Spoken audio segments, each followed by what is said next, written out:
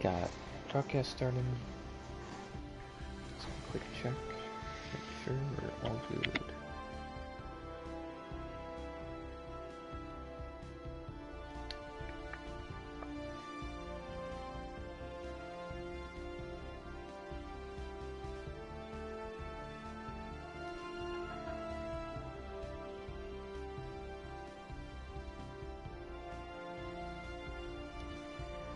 Alright, there we go. View channel. Yeah.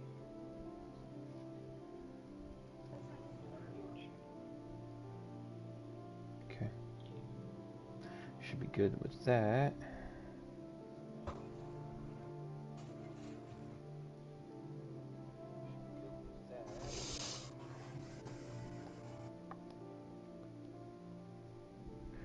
Alright, close that. Throw the phone on the charger.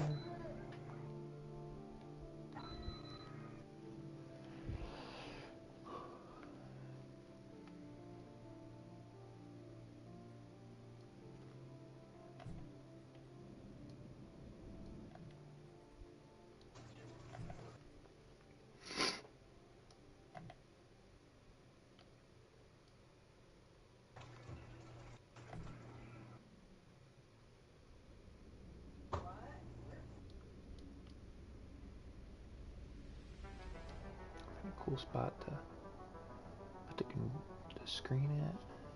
Right there's pretty cool.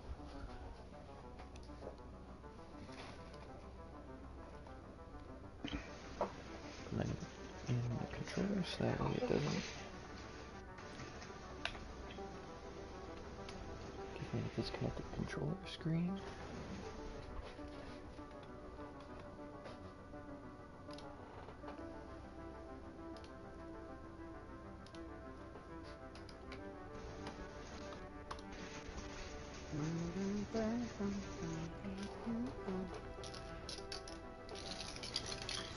I wish I had a Final Fantasy soundtrack, because that would be dope. We getting people rolling stuff over here? What's going on? Yeah. What in the world? I gotta do the warm-up. It's the warm-up roll. 1,115? Yep. You gotta roll 100 d20s. Do not roll pass 127 die. That's the warm-up. Your life is over. What was that? You rolled a 1d100. And then a 1d20. Yeah.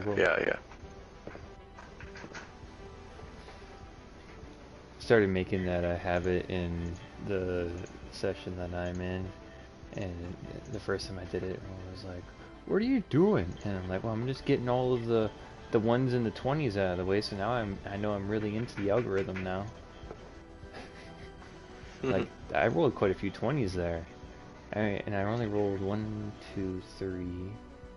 I only rolled 3 ones, averaging, 11.15 on my 20 on the d20. So it's pretty good. It's pretty good. Above average, some would say. Yeah, because I just rolled 997. Ooh. Although I'm curious how you got all the numbers to pop up. I went to on the left hand side, got the dice, and then I went to the advanced roller. So I put in the advanced roll 100 and then left it at d20. Yeah, so I did the same thing, but it didn't pop up with your whole number thing.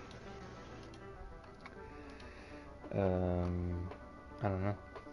I don't know how you got your number to be so small. Are you on the GM roll? Point P. You got something selected. Oh yeah, on the top when you pull up the dice roller, you got the penetrating dice, which I don't really know what that means, but you got one of the boxes grayed. They should all be dark. I did inline and the penetrating, so I guess that makes sense. I don't know what it means exactly, but well, compounding should be adding to itself.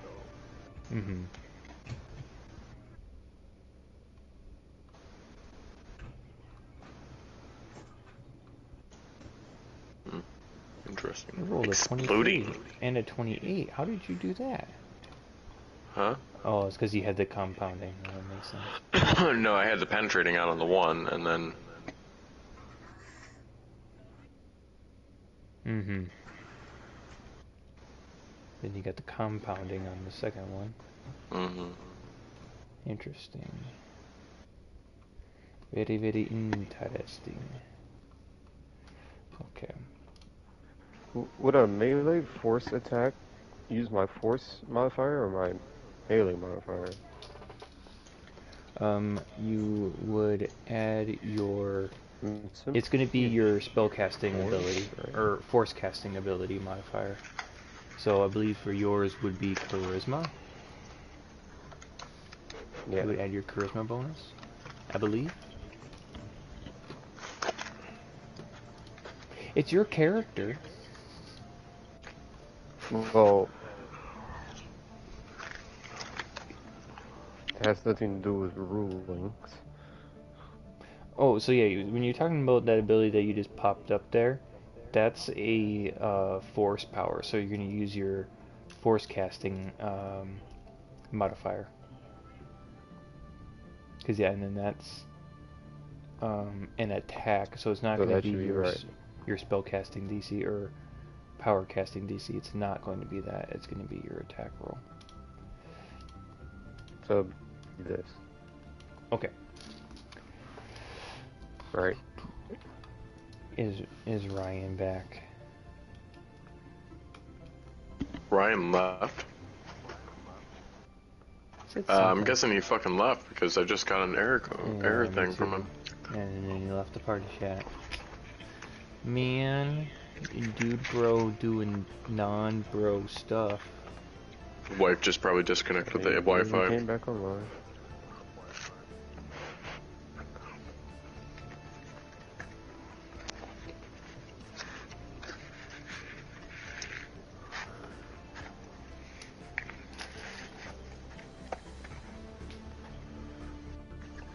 Oh, it's showing that he's chatting in the in the Stellaris game. Oh right, there's a Stellaris game.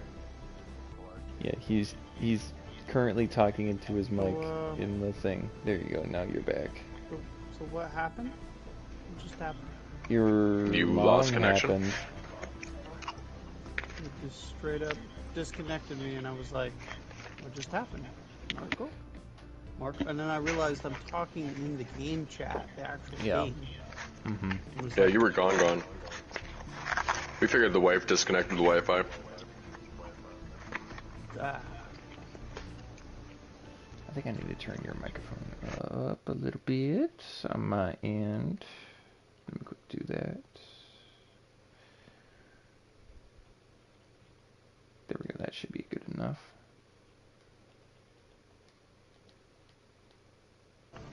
I laughed so hard for so long that I could tell, and I've told everybody I talked to about this game. I laughed so hard I could tell where my brain produces the ability to laugh. It was great. Okay.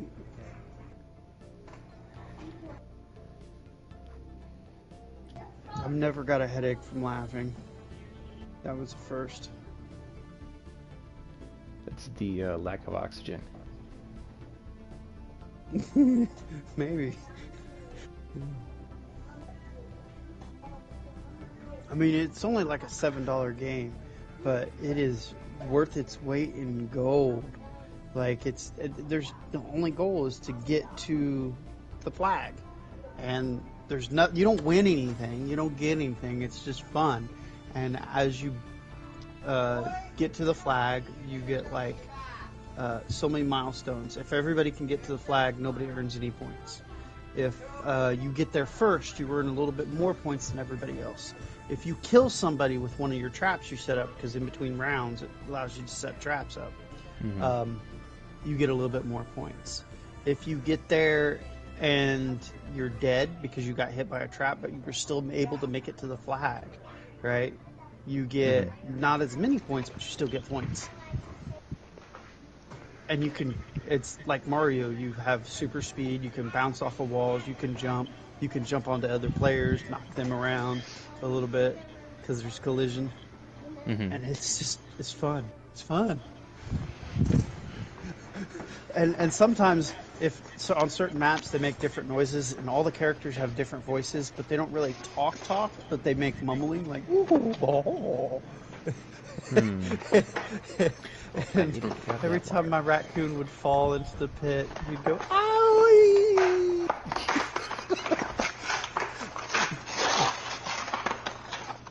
And you can earn things like there's trophies for it, but that's not the earn things I'm talking about. You can earn little costumes for them.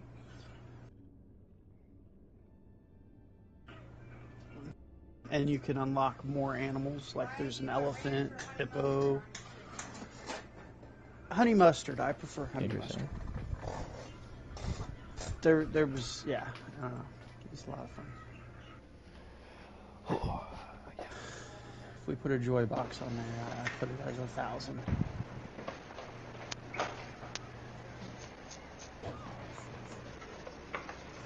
Like, I can go and look at the where we earned a trophy and rewatch the level that we were playing, and it's hilarious. For example, in the video I'm looking at, Johan goes to jump on these magnets, and all he has to do is run and jump across, but instead he panics and jumps into the pit. And you hear him laughing about it. He's like, oh! And then me and the panda are getting ready to get close to do our jump because we went to the item in the air, which would unlock something. I think it unlocked a level for me. And the video ends right as we're getting ready to edge to the edge to jump, because you're afraid of who might go at the same time because you'll smack in midair and fall. Oh. Nice. Okay, I wanted to make sure that I had...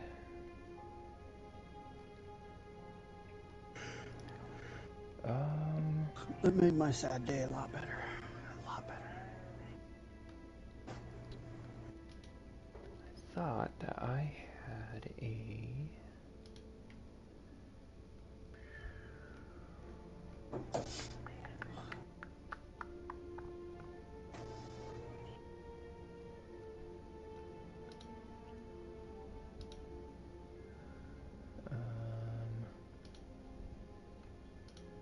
There's a game I'm kind of surprised we've never gotten into. Kind of surprising not all of us play Warframe together, too. Kind of surprised we all don't play your Jimmy's mom. Ooh. Damn, I dropped it.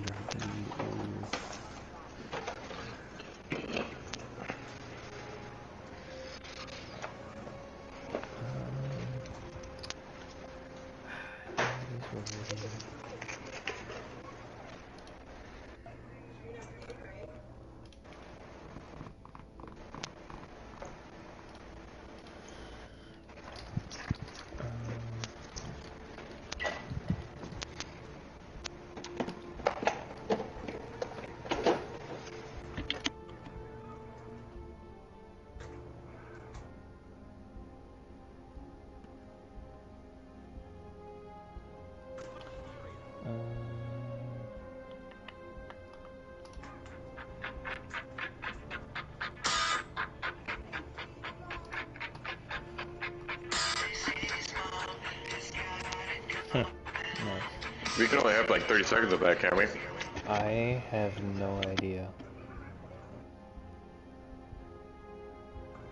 I don't know what the technical rules are. Yeah.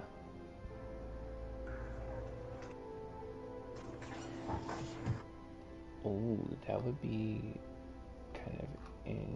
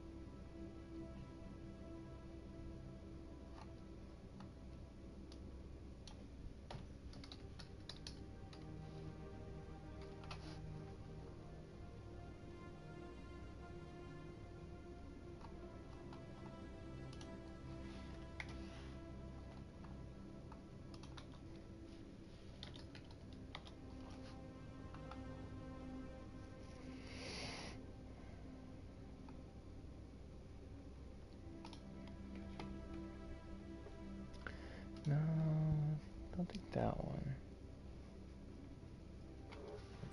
Baby girl, what are you doing? Dog walked in my room. Did we pause it again? No, but I'm gonna unpause it again. I had a... No, I dropped my controller by accident. Wow. You know, this one here will do. This one here will do.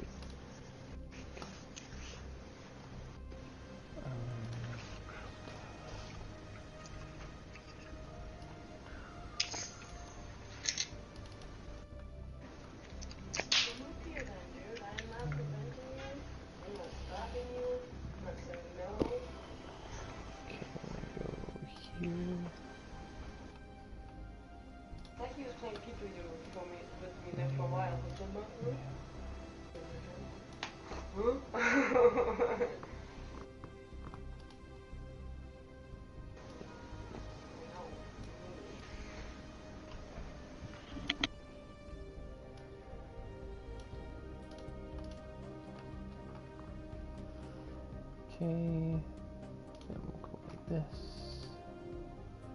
This.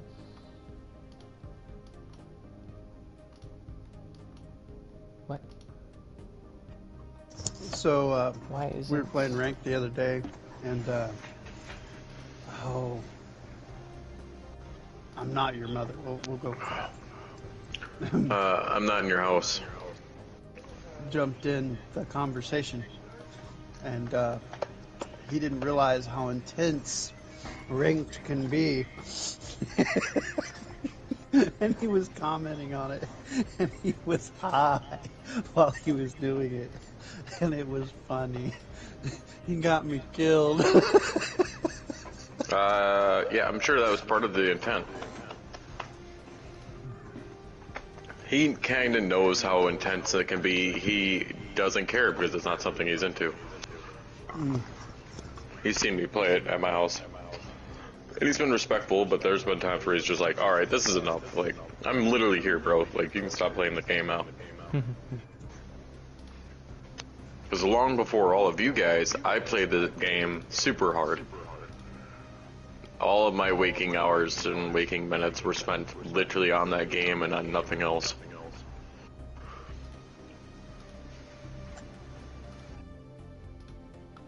Okay, that'll be fine. Yeah. I mean, I was the only one that I knew.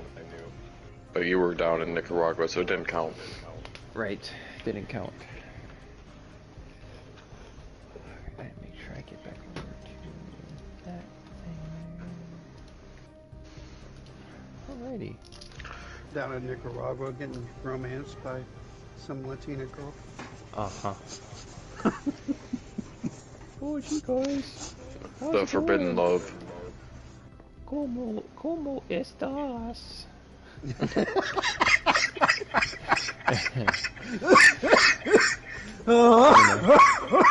No dying. We haven't even started yet. No dying.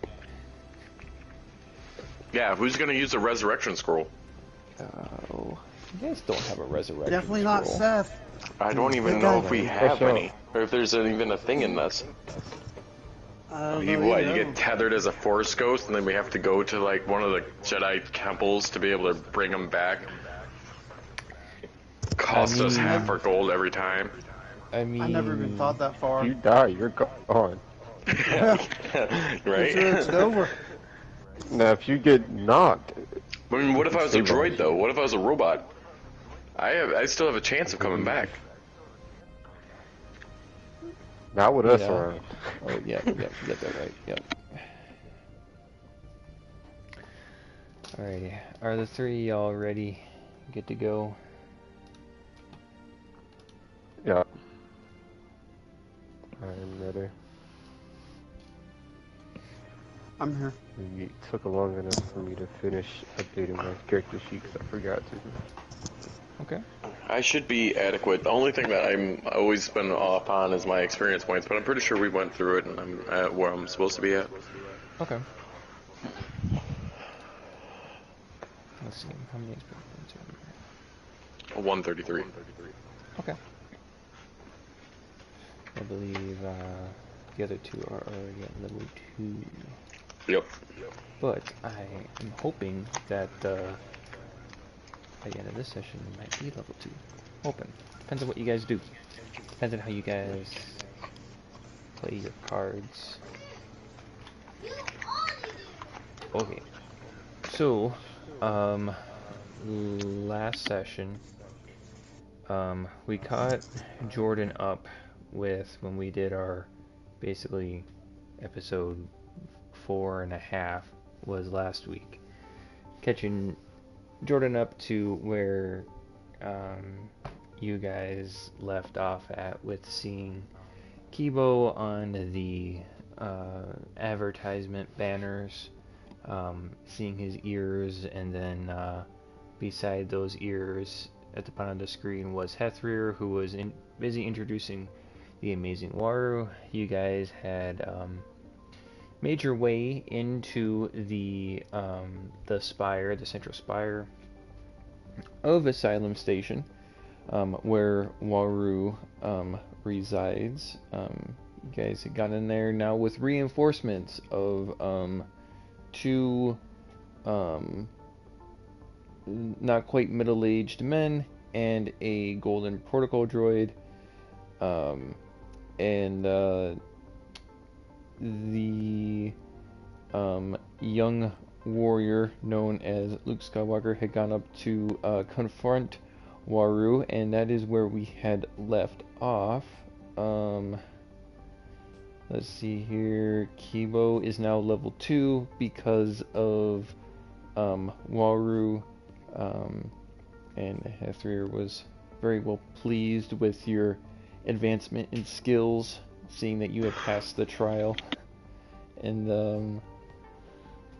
Lucian, you have basically been introduced to what is kind of like the Force, or the more formal introduction to what is the Force in this Luke Skywalker character. And Silverus, you have you've seen the the craziness of what is the Force, and that it's kind of elusive to complete understanding. But you guys had infiltrated your way into the spire, either by dodging security or obscuring your identity, and you guys are now inside the spire. I believe Silverus was kind of up in a back corner, one of the last few seats that was essentially behind one of the pillars that didn't have any kind of a view. Kibo, you're still standing at Hethrir. Lucian, I believe I sat down pretty close to where the other two sat, and I remember that Silverus was behind us near a pillar. Okay, gotcha.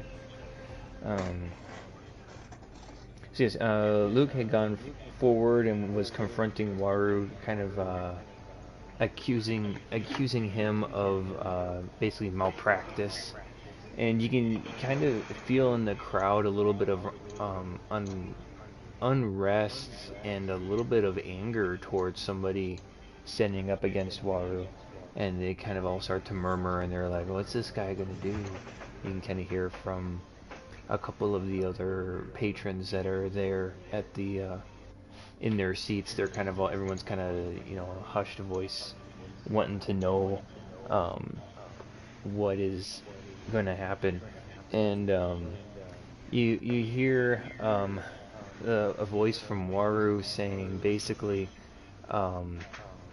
like what does it have him say exactly? I had time to think about this too. So Someone's trying to join in, by the way. yeah. Oh, it says internet connection quality is currently not sufficient to broadcast gameplay. Let me make sure that that's good to go.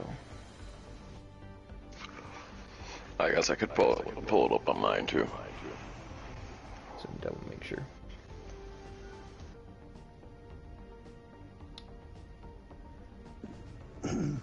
Yep, we're still going. Cool.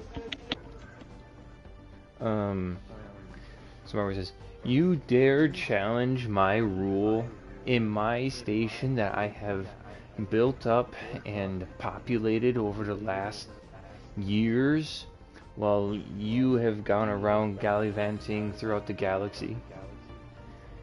And like, I have amassed this following, and you can see the people, they kind of start to lightly chant Waru, Waru, and it's like, Hethrir, please show this young lad how we deal with those who don't follow our ways.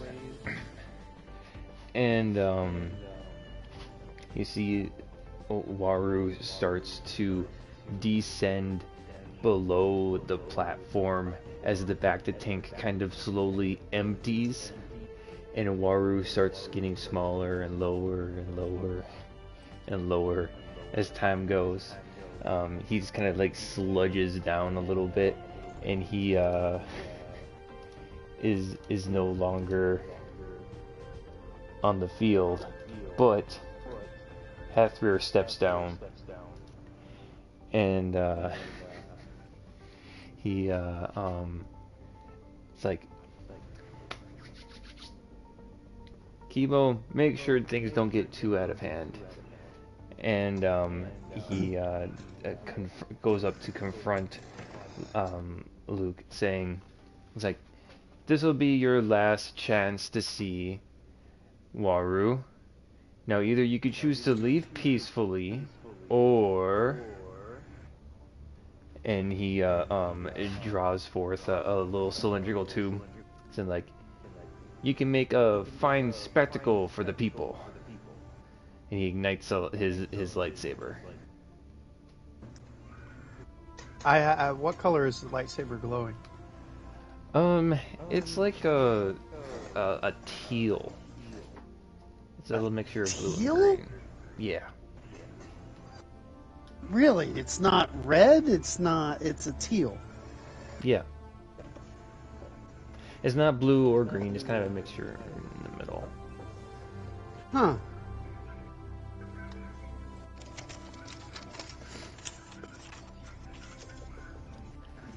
It says, regardless of whatever you choose, you'll be just enough to finish what Waru and I have set ourselves out to do.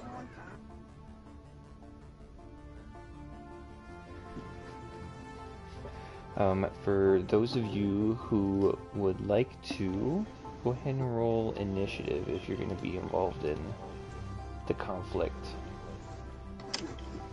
Where's it at? Where's that?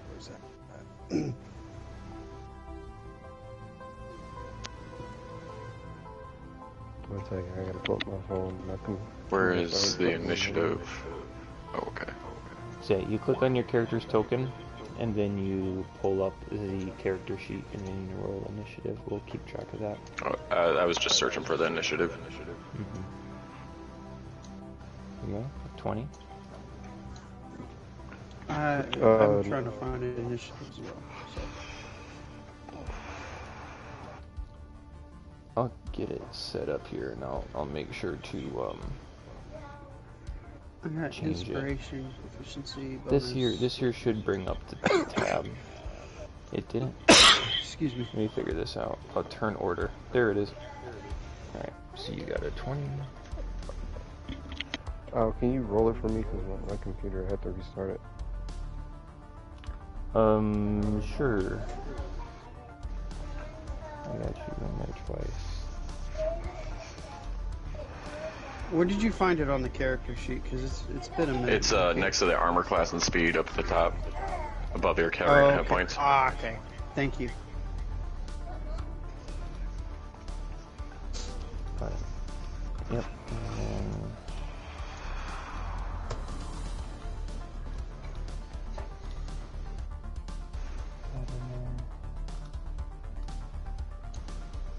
Got an 11.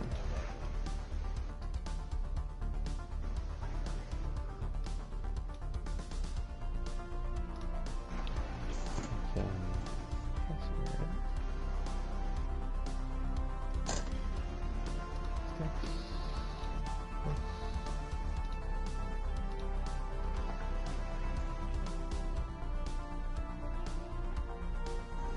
Fairly interesting.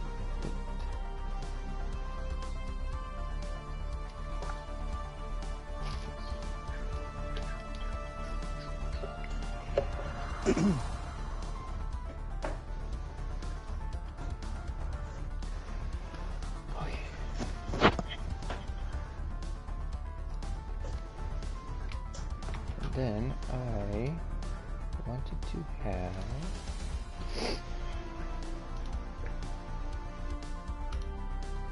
pull up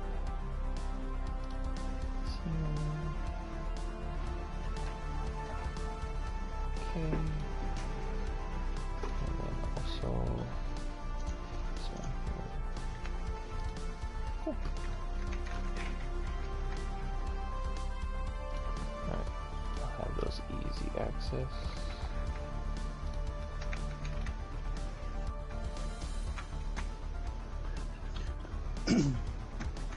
Okay, I have a request.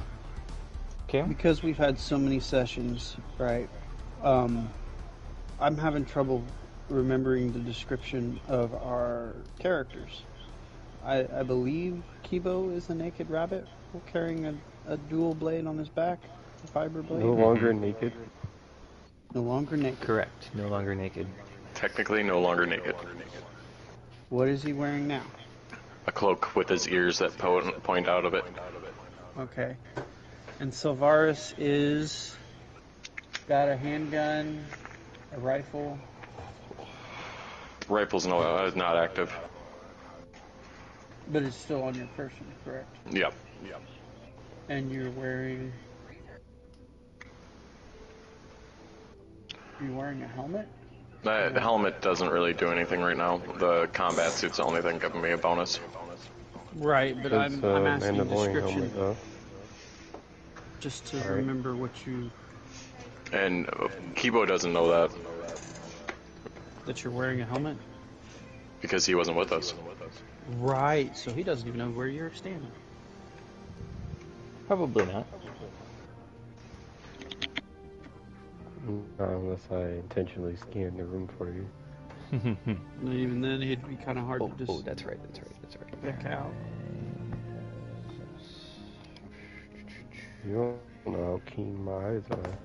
And He's wearing a helmet, you wouldn't be able to recognize him. so that makes that a... That doesn't cover up the rest of his body. Yeah, but clothing's clothing. I mean, you could be mistaken for anyone. The combat suit is a pretty basic thing a lot of people have.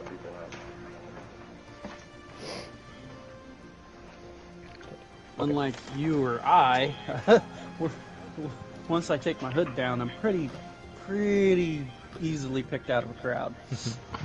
I am just basic, you know, a human. I blend in with the crowd pretty well. Yeah. Like, actually, this crowd's a bunch of different species. Human is actually the minority here. Well, yes and no, that really depends. Based on the Star Wars standard, humans are populated in just about everywhere, if not everywhere, and yeah. Okay. And you still need me to roll my initiative? I got you. I got you on 11. I can do it now. Okay. I don't see it on the turn order. I only see Severus. I'm playing the game. I'm painting. I'm thinking. A mural Oh, painting. of me Oh. kicking your ass. Painting and kicking butt. This is the last of the food. We didn't have any, Okay, so yeah, first one to act you see kind of stepping out from the layout of the Spire of Waru. There's a medical wing, which is the north or the top part of the central room, and then to the west or the left part of the map is kind of the VIP entrance area. you see Han Solo. He kind of steps out. He's also kind of wearing a cloak. His identity is a bit obscured, where pretty much anybody from the crowd, it would be too far away to really know his true identity. But you guys know who. You guys recognize the cloak. And you see he will run up to Luke's flank and in defense of him, and will just kind of ready for his. Oh, okay. Guess we'll just continue on then.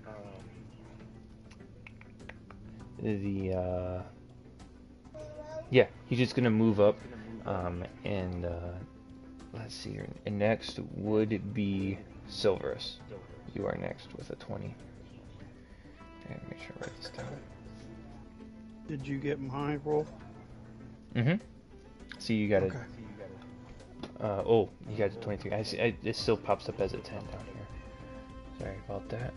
So you have a 23. Let me adjust this. So yeah, then you will be going next, Ryan. My bad. It's all good. So I'm the guy who can't move his character, and I don't even know where I'm standing. I can see the map. Your character's not on it yet.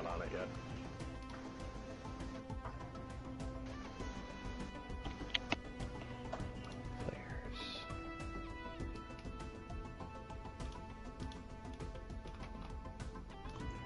So you're currently up in the stands. There's essentially there's a railing that it kind of works like a baseball grandstand, where there's chairs that are set up in a row, and then kind of in the front before you get out to the field there's a bit of a wall and a guardrail above you, and it's maybe about 10 feet or so down till you actually get onto the stage floor. Okay, I'm going to ignite my blue lightsaber and advance towards Hethrir. Okay. I shouldn't be able to reach him, right? Or no? I would say you would be able to, kind of wherever you were at. If you want to reach Hethrir, you can reach him. I don't. I want to wait and kind of see what Luke's going to do. Okay. So, where do you want to be? Maybe 10 feet away from Luke and Hethrir. Okay. I can put you there. You'll be fine.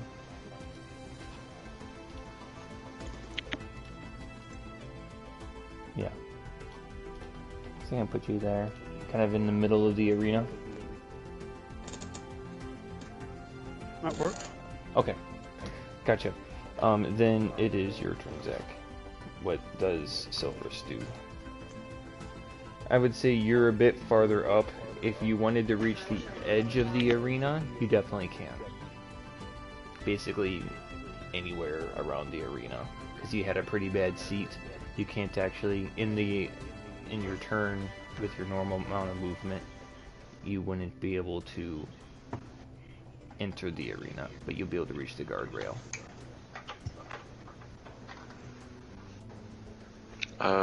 Let's see. Is it going to cost anything if I do a perception check on the room? It'd just be your action. It would be an action. Mm-hmm. Okay. Yeah, I'd like to perform a perception check. I'm looking for different species in the crowd, particularly Gungan or Yagan. Yeah, you can make a perception check. Also, one of your guys' mics is echoing really badly. Once again. I don't know which one it is.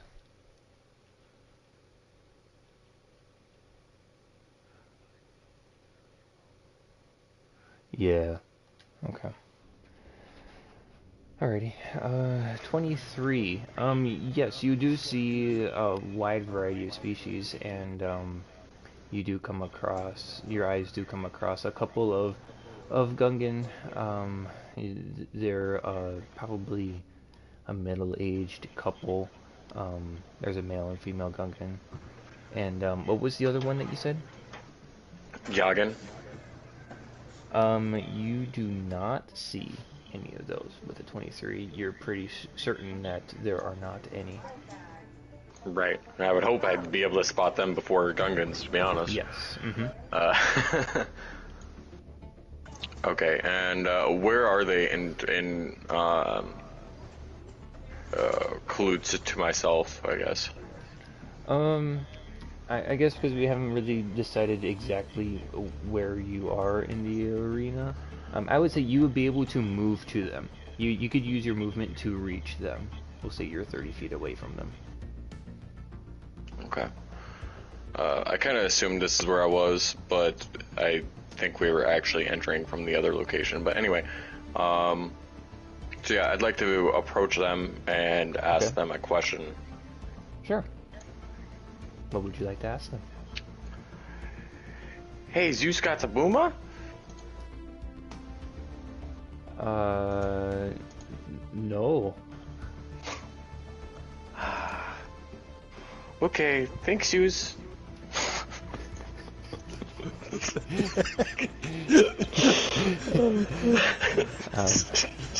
He gives you, the husband kind of gives you a weird look and looks to his wife like, okay, alright. You know what the boomer was, right? Like, so it doesn't look like I was just asking them a weird question, like... Yeah, you're asking him if he had a bomb, right? The spherical grenade, yeah, that grenade energy ball that they have. No, he does not have one of those, and even if he did, it would have been compensated at the TSA. Well, you see, it's not a weapon that could do physical harm to a person, so possible it wouldn't have been. Also, who the hell is seeing those? You never know, man. This way would just change things. I mean, you could definitely come across one. You could probably buy one on a market somewhere. I'm sure it was, but hey, you know, chance. Okay, I'm gonna pass turn on that. Alright, you see as Luke kind of comes up to the panels and he peers over the edge of the back to tank as Waru is like slowly descending, and then a door, like the rest of the flooring, the metal flooring of the central spire kind of slides over right where Waru was and like lifts up, so it looks like it's a one continuous floor piece. He's like, darn it, got away. And he will ignite his lightsaber and like hold it off to his side and be like, Hathrir, you don't have to do this. You just let us know where they're hiding at. Or where you're hiding them, and we'll free them, and then we'll be on our way. With that, yep. Kibo, it is your turn. I needed to do. No. Okay. I'll just take a deep breath and ready myself. Okay. And in my turn. Alrighty. Just want to see how this is going to go. At this point, the crowd kind of starts to get a little bit more, restless as there's all of these lightsabers that are going on now, and then the subtle chant of Waru turns into Hathrir, Hathrir, as they're kind of chanting him on. And he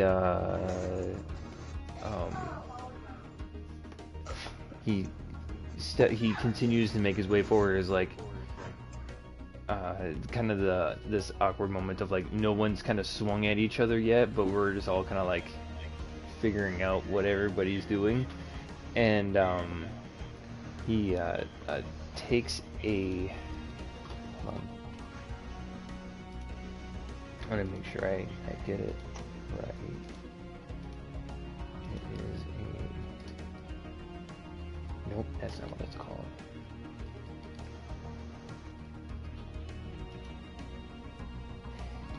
He will take a, he's going to use a force jump on his turn to be able to move.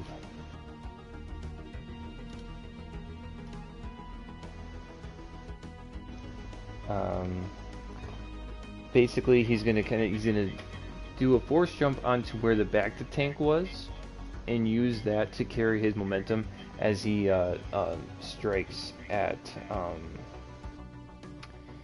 you, Lucian.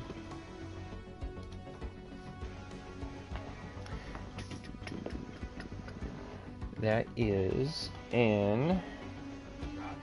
Close the page. Why did it do that?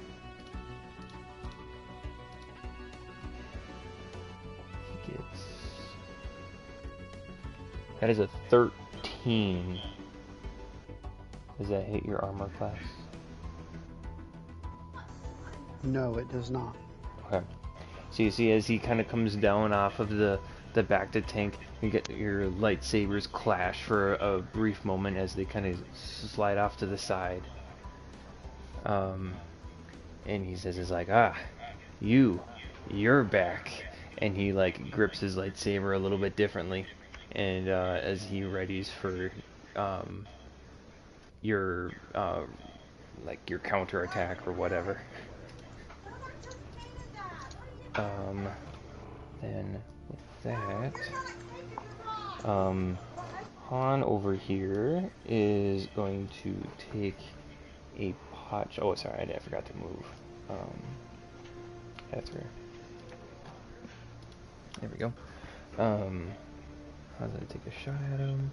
He lines up a shot, but the back to tank is just in the way, and it like shoots through the glass and it shatters a bit. What was damaged, just hours before, is now being damaged again. And Hethra is kind of perturbed by this, like, we just had this fixed. The shot kind of rings right through, bouncing off of his lightsaber as he goes to quick deflect it. It is then Lucian's turn.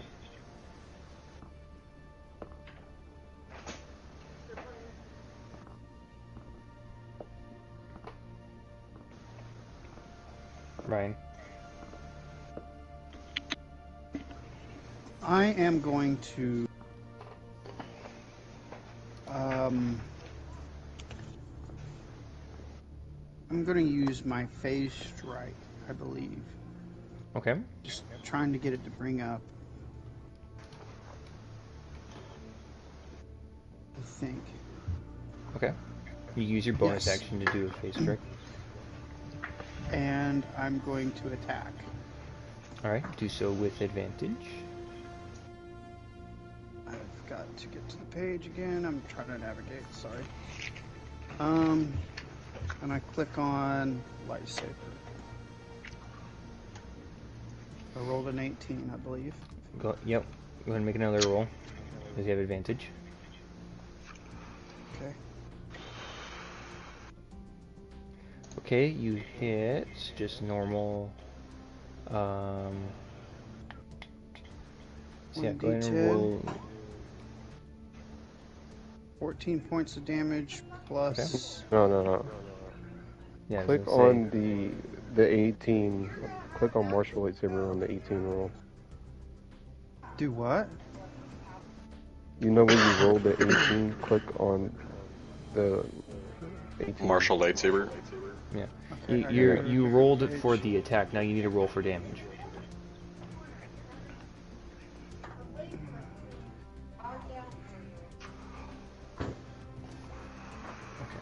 Yeah, that's 10, and then an extra D8 Okay.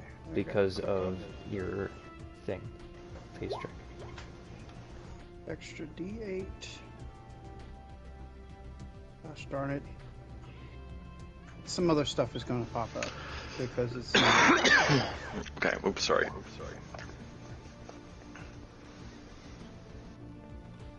I'm trying to click on the dot. There we go. D8 roll. Okay. It's 12. Navigating a phone is just not. This is not the way to do this. Okay, that's my turn. Okay. Cool. Then next will be Luke's turn. He's gonna come up and he's gonna circle around.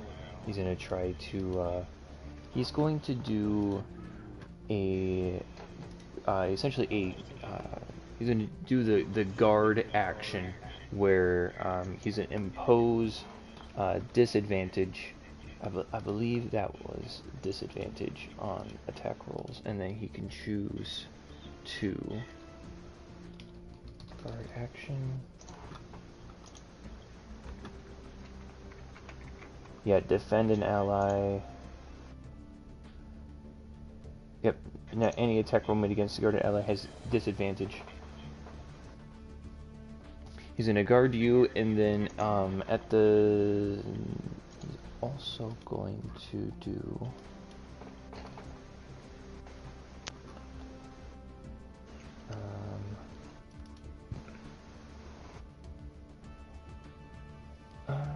let's see here. He's gonna take. Is that down? That's just self. He's gonna do Aura of Purity. So within the 30-foot radius for it's up to 10 minutes, but it's concentration. Each non-hostile creature can't become diseased, has resistance to poison, advantage on saving throws. For being blinded, charmed, deafened, frightened, paralyzed, poisoned, and stunned. You have Aura of Purity. If you're within 30 feet. Does that mean hostile towards the person or hostile towards okay? Mm-hmm. People who are not hostile to Luke. So yeah, blinded, charmed, deafened, frightened, paralyzed, poisoned, and stunned. Are you able to pull that up in the chat? Yeah. Just that way, if it comes up at some point in this, that we're able to come back to that. Mm-hmm. Yep, I got you. And then with that, it is your turn there, Mr. Silverus.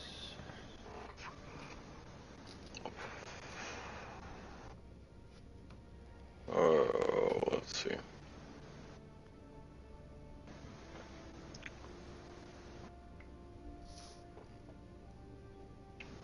Chex just asked for an invite to the chat. Let's see. And you said there's a second balcony to this, or is there anyone above us right now? Yes. Okay.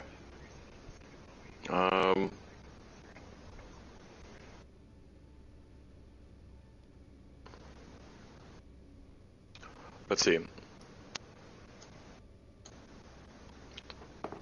Say around you, there's people who are they're chanting, or they're booing at the people who are fighting against Hethrir. They're like, "Oh, no fighting! Get on with the show! Get him out of here!" Are there those hovering projectors or hovering monitors or anything that are around? Yeah, I'd say there's a couple floating around. They're capturing this newfound action. Okay. I want to take a shot at one of those that are not around the people, that's not going to cause any civilian injuries. Okay. I'd say, let's say there's one basically kind of hovering between Hethrir and Kibo, capturing the attack there. Okay, yeah, I'd like to shoot that one down. Okay. And then, okay, yeah, go ahead. What do I need to do for that? Make an attack roll. Just a standard attack roll. No advantage or anything. You do have that point of inspiration, by the way. So don't forget you have that. Trying to figure out how am I going to do the attack roll? Just a dexterity check?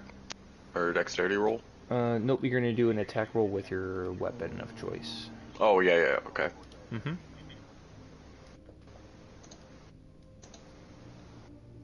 15. Oh, sorry, I hit it twice. Yep. You're good. We'll take the first one. 15. I'd say that just hits. It's a smaller target. It's moving a little bit. It's not too far away, but it is within range.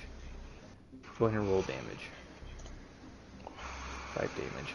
Okay, you successfully shoot down the little camera control bot. It kind of spits and swirls, kind of like Jordan in the Tom Clancy's the break point game when we gotta shoot down the little drones. It kind of like lights up and sputters and falls. It kind of does one of those maneuvers. I hate for me to do this, but I guess being a part of not really in Rule Nazi, do you want to do a saving throw on that? No, it only had a couple of hit points. Yeah, well, technically, Disruptor round would disintegrate it. Oh, sure. That's why I said I hate to be that kind of person, but technically, as a shot, it would technically disintegrate it if it wasn't if it fails a saving throw. It rolled a 17. So it fell. It just falls. Yeah, it just falls. Okay. Falls, it kind of sputters out and breaks. After it breaks, I yell at the people around, "Get out! This is a dangerous situation. You need to get out of here as fast as you can." Go ahead and make a persuasion check. 15. Everyone just kind of looks up at you, and they're like, "Okay, yeah. I mean, it's dangerous now. I mean, you're the one shooting." That's kind of the look that they're kind of giving you. This little bit of confused, and they're. None of them, they're not like they're not bolting out of the spire, but like you see some of them start to kind of move, and you know, some elderly lady kind of starts to stand up, and some of the people start kind of they start chanting a little bit more, and some of them are to their feet now. They're kind of throwing their hands in the air, like fight, fight, fight, and some of them are getting a little bit zealous into the chanting. Okay, and then as my final thing, I'm going to move myself. What is it? I'm trying to figure out my distance here. Each square is 5 feet. And there you go. I get 30 feet. Yep, you can do that. Come on, move! Dang it, that's not what I wanted you to do. Yeah, do the pointer. It's supposed to be yeah, you're good there. Okay. Kibo, it is your turn. You had just seen Hector went up and was challenging Lucian, and you just seen an excellently shot camera drone fall down by the back to tank where Waru was standing. You have full view of all of this.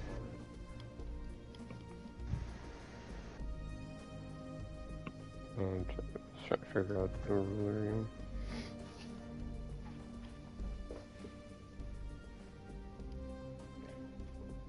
You jump down and not use any of your movement.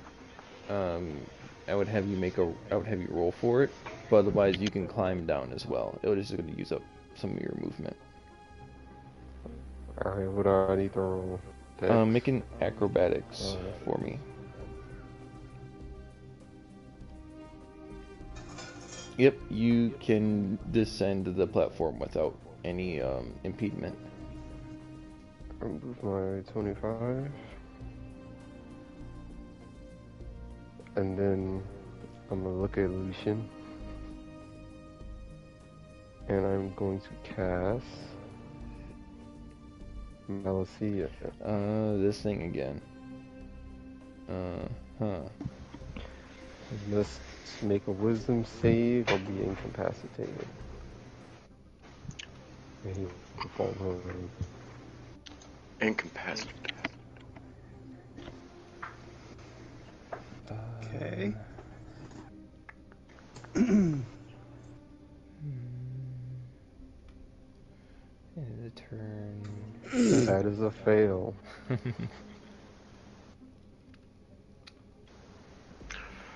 Resistance advantage. What is incapacitated like? Knocked out. Prison and stunned. Yeah, and it knocks him prone.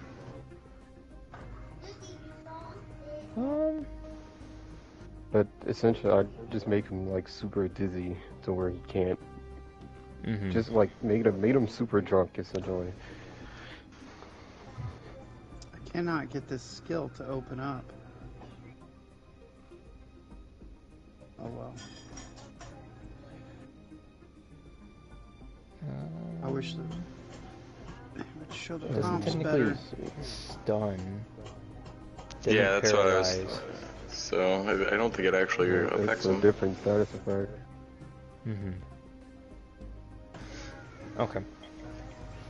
Okay. Gotcha. Is that all that? Is that all that you do on your I turn? gotta find this on machine. No. There was no short rest between the time that we were gone. It was only a few hours, right? No, we had a short rest before, like, since the start of this show. No, but like you guys had just arrived at the tower from a short rest.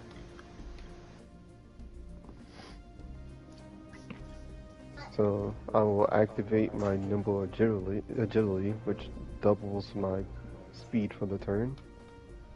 Okay. But I can't use it again until I have a turn standing still.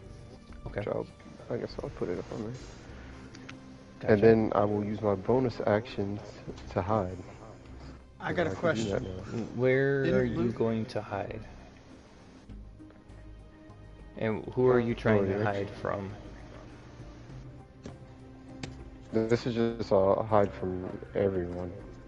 And Okay. I want to hide because I'm small and this like a platform in the middle. I'm gonna hide like here behind it.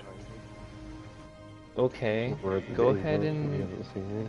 you can make a stealth check. Okay. You feel like you're hidden. And that's Alright. my turn. Gotcha. Hethra, then we'll see that the Lucian, you kind of get this feeling of uneasiness in your being, and that your connection with the Force is like almost like just like a little bit of a like almost got like flashbanged essentially, but in the Force, and you're kind of dizzy and nausea starts to take over you. And you kind of stumble and fall. And you see that Luke quickly steps in and is kind of standing over top of your body in a defensive stance with lightsaber at his side, ready to block any kind of onslaught that's coming your way. And Hethra does not disappoint and begins to swing and hack wildly towards you. He is going to make a couple of attacks. Which That would and they have to be at disadvantage. huh, 'cause he's prone. Definitely missed. And that one's gonna miss as well. And then,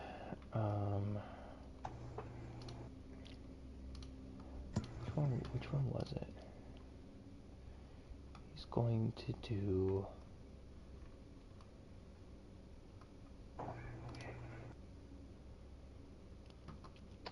Wait, wouldn't it be an even roll?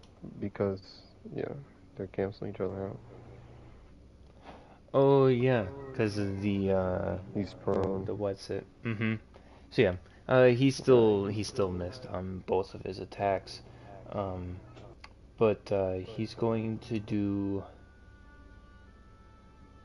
So I'm still awake. I'm just nauseous and dizzy. Yeah. Yeah.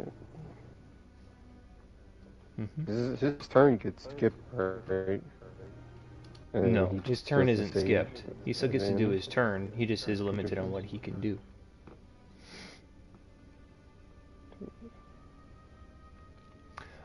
Yeah. So yeah, you see as Hethrir kind of makes a couple of little flourishes towards you and goes to try to swipe at your legs. Luke steps in quickly and expertly with the flick of his wrist deflects both of the attacks, and he will he essentially he saved you pretty much from Hethrir's blade. Um, and you see Luke, he's a little. He's not disappointed. He's got a very stern face on him as he's now, protecting his new allies, and he lightly curses at Heather, saying like, "You need to get out of here," and he like sends back a couple of blows back at Heather's direction. With that, it is Han's turn again. Seeing Kibo come down from the platform and affect his new ally, he's going to take a shot at you.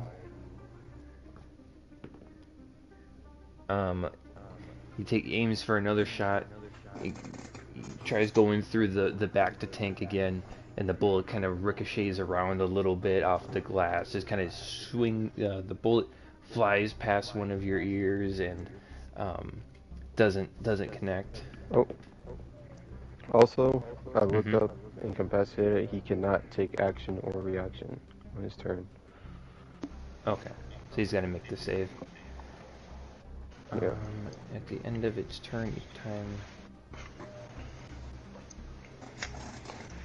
Because his turn is still against good.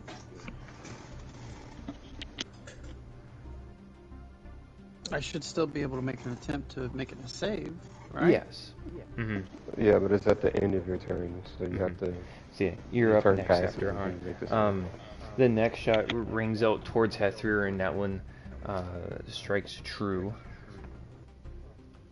Oh, it does very little damage though. In the kind of flurry of lightsaber blade, one of the bullets kind of sneaks through and catches him off on it grazes his arm. That is okay. And with that, it is Lucien's turn. The crowd is still kind of chanting as now the action is ramped up and Hethrir is defending his home, essentially. And the people are starting to chant a little bit more. Okay, I gotta make my roll. Yes. My roll is a 9. I fail. So your equilibrium is still kind of thrown off, and the effect hasn't subsided yet. It's taking a little bit longer than what you thought. You had seen a similar effect done on a pirate captain that which you defingered. Yeah. I do have a question.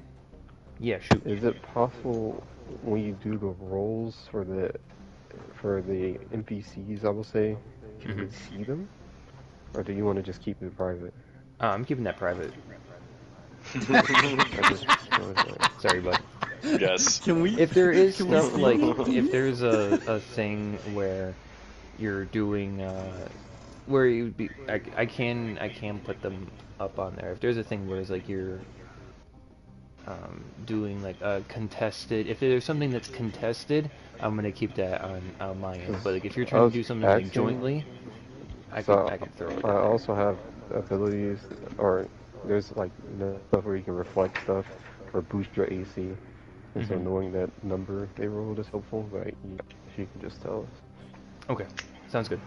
Yeah, no, he hit with a 19, so don't you worry. Or wait a minute, no. He hit Hethrir with a 19. He rolled a 3 to hit you. Sorry. Okay. He also did 3 damage to Hethrir, so he didn't do very well. Okay, right, he did the wisdom save. So next is Silverus. Right? Because he has both rolled 20. So. He rolled a 23, I rolled a 20.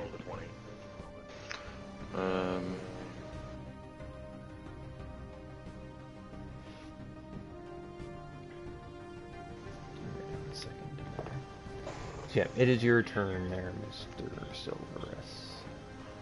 I'm going to move 15 feet to my right. Okay.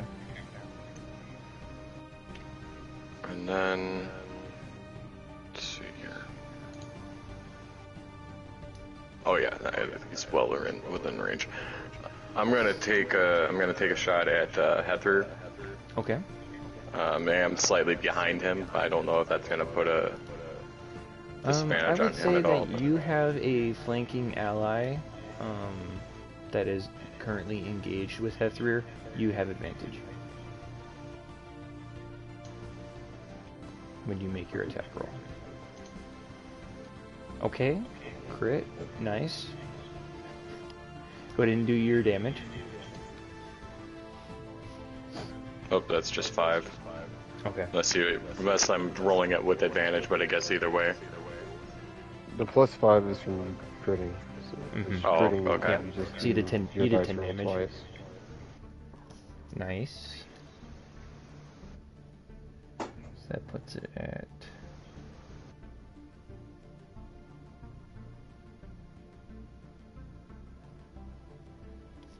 Okay. Anything else you want to do on your turn? No, I'm just gonna pass turn right now. Okay. I wanted to write this down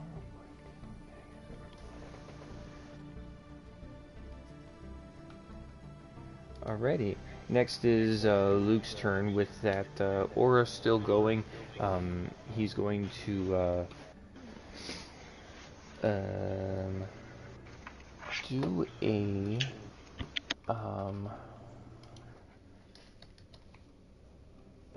right? That's a thing. Yeah, there we go. How far does that do that? Alright. Must make a strength saving throw, which he fails. Move up to 20 feet. Wait a minute. Up to 5 feet.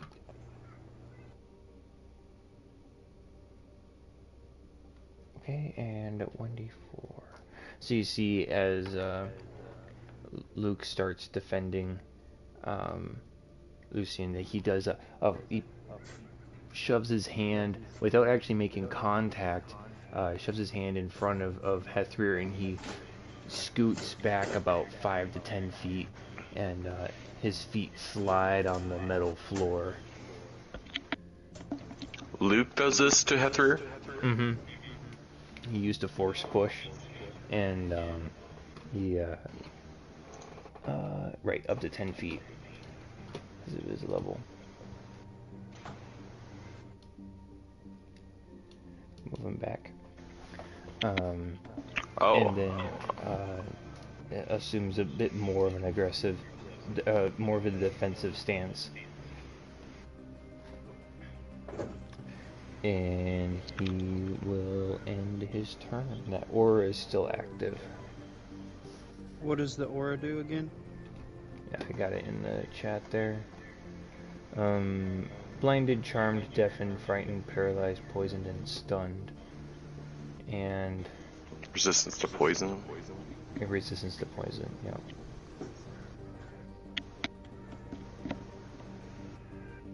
And can't become diseased. Advantage on saving throws against those conditions. Okay. It is then Kibo's turn.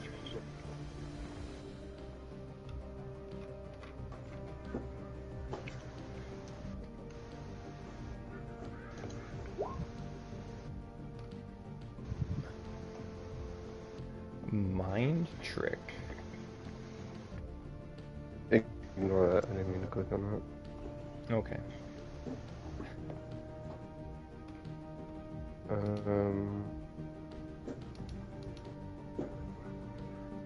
I think I will simply.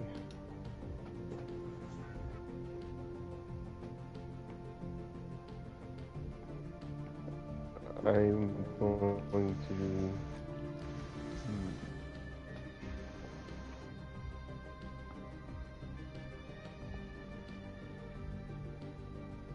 I'm sorry, it's taking a minute to get through the sheet. It's all good.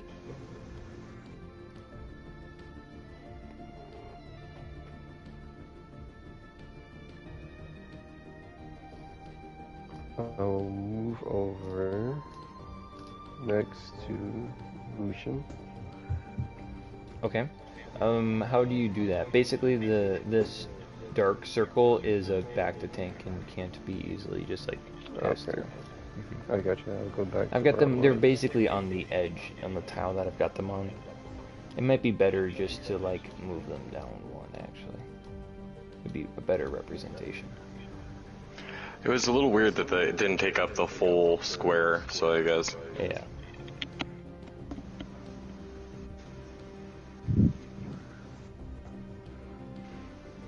I'll move here next to Heather. Okay. And then I'll pull out one of the blaster rifles I have, or light pistols I have. Okay. And fire it at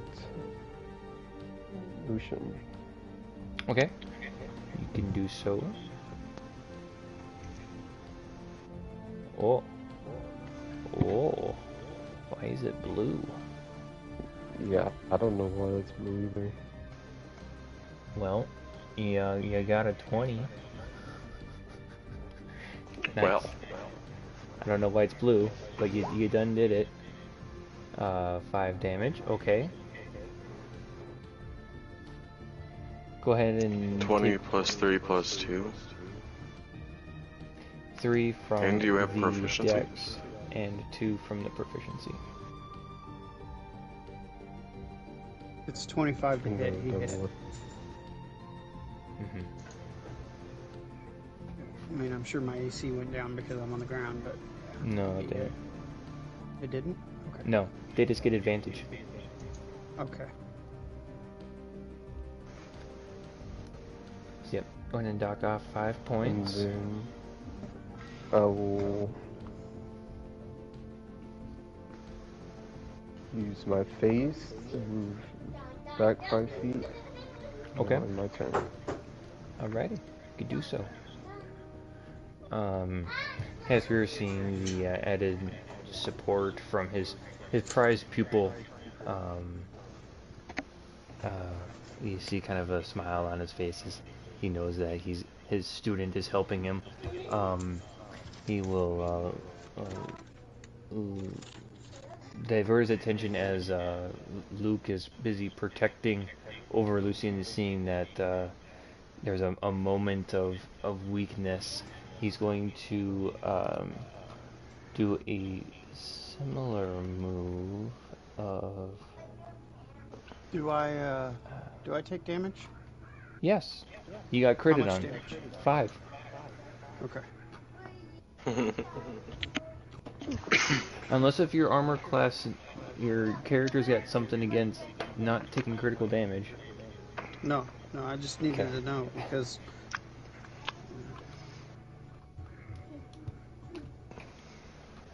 Okay. So which one was it?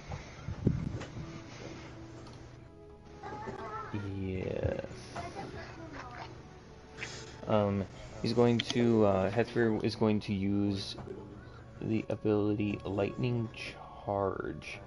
You see the teal lightsaber start to glow even more intensely and start to arc across the blade, and he's gonna go up to you, Silverus, and make an attack against you. being that he has a little bit of room, and that clearly Luke is too powerful to try to get through any kind of defense. Oh my goodness. You see as he approaches you, he's got these beady yellow eyes, and his face is full of anger as seeing that he's being challenged in his own home, and that he needs to protect it, otherwise everything that he's worked up to will fail, essentially. He lashes out at you and creates a big gash in the floor as it leaves behind this kind of molten little trail where the lightning kind of arcs off of it, and there's now a big old gash in the floor and the wall behind you as he took a big overhead swing at you with his lightsaber. And he ends his turn. Lucian, it is your turn. You're up next. Okay, because I got hit, I get advantage with the roll. So did I not get attacked? You did, yes. I didn't see anything pop up in the comment section, so I'm sitting here like, what the fuck? What did I take for damage? Nothing. You're maybe a little bit scared. Oh, okay. Never mind then. Never mind. That's why I was sitting here like, wait, what happened? Did I actually get attacked? Okay. He got attacked, but he missed pretty bad. He rolled a 1. Oof. Yes, you do get advantage on that roll. Okay, go ahead and make your wisdom save. I get advantage on the wisdom save because I took damage. Mm-hmm. According to the ability. Yep. There's a 15 and that a... just passes, I believe. Nice. Yep. Sweet. Okay. So the kind of like the force that is kind of within you that was kind of like a flashbang to your insides that created this kind of nausea, stunned dizziness, fades away, and you find yourself with a Luke protecting right over top of you as you kind of start to, your eyes become unfuzzy. I'm going to cast... that was not end of turn. Not to be the stickler on that. I believe it says that end of its turn. So that's all you You're have gonna do to the saving do. throw. At each time it takes damage, the target can make another wisdom saving throw. So when you got attacked from Kibo, we'll say that's when you made the saving throw. So now it's your turn, and you are currently prone. Okay, well, he's standing over me. I'm not going to stand directly up and knock him off of me. Yep, but I am going to. You can stand up if you want. Mind. You will be just standing right behind him. Okay, well then I'm going to shift and stand up behind him. Mm-hmm. I'm going to cast Cloud Mind. I think getting up takes half your movement, I believe. Mm-hmm. I'm not like going anywhere. Okay. Roll 5d8s total, and how many hit points the creature this power can. Okay. I remember it. Here, I remember it. Go ahead and roll. Okay. Actually, it's an area of effect, correct? Or is it individual target? Oh, you got it right there. Okay. Creatures it within says 20 the range foot is of a 90 point. feet. Okay. So where do you want where do you point? Where Kibo is. Okay. So go ahead and roll 5d8. And Kibo, how many hit points do you have?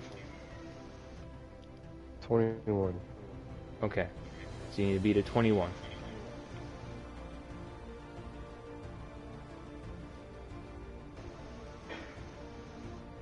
Okay, there's 4.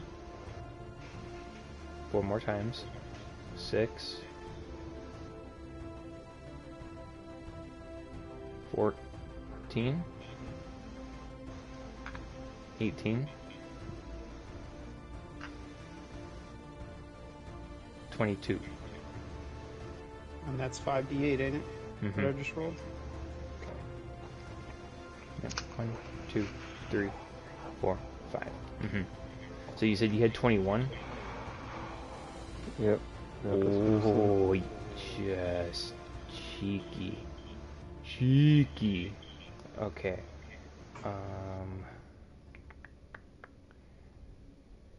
Yeah. So he falls asleep and can only be awakened. The power ends. I have to, if I take damage, or if someone wakes the sleeper. Yeah. Okay, no home. The power ends if the sleeper takes damage or Oh. someone uses an action to wake the sleeper. It takes casting time of 1 minute. Okay. So if you want in the next 6 turns to cast this, you could do it, but it won't take effect until the 6 turns. Okay. I'm going to use... Is it 6? 10, because 6 seconds is his turn. So yeah, in 9 turns, that effect would go off. No, okay. The duration is 1 minute. It affects me now, but it lasts 1 minute. It says the casting. No, it says casting time. I'm looking on the website. I think you just put it in wrong. Because the duration is 1 minute. Casting period is 1 action. I see that now. Yeah. Yeah, you need to make sure you get that information in there, right? So yeah, it does take effect right now.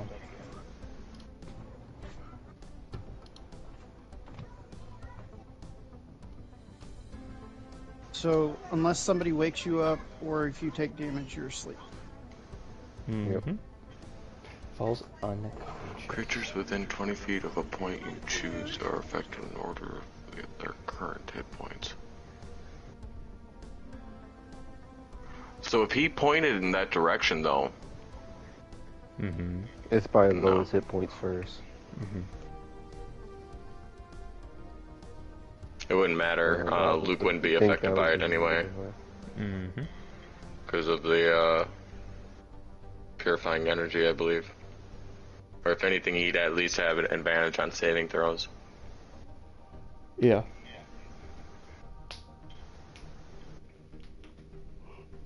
Already? Is that all that you do on your turn? You still technically have 15 foot worth of movement. Yes, that's all I'm doing on my turn. Okay. Gotcha. Then it is your turn, Silverus. You have a very angry Hethrir in front of you.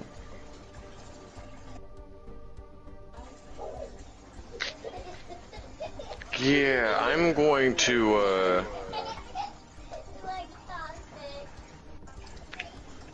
I think I'm going to shove him backwards. Okay. Yeah. Go ahead and make a grapple. This would be technically a grapple. Would be a contested. Where the fuck is grapple? Wouldn't it just be a contested strength check? Yeah, it'd be a contested strength check to be able to shove him back. So how do I do contested? You would just go ahead and roll a strength check. Oh, okay. Yeah, I think it's athletics. You need to beat a 15. Okay. 17. So you can shove him back. Yes. Okay. Then I am going to move 20 feet. On the wrong thing. 20 feet over in this direction. And was shoving him considered my action or a bonus action? Action. Okay. Okay. Then I think I'll actually move the extra. What I do? 25 feet. Either 5 feet in that direction right there, and then pass my turn. Okay. You have. Well, you I'm have not a really movement sure speed what... of 30. If you want. Right? Didn't I go? Oh yeah. So I get another 5, right? I thought I went 25. Yeah. So okay. I'll go right there. In case if you wanted to. Okay. And then that's it. That's your turn. Yeah, since I don't really know what my bonus action really would I could use as a bonus action other than a few things, so I'm just going to end on that for now. Yeah, I think that'll be best since my main action's been used up. Okay.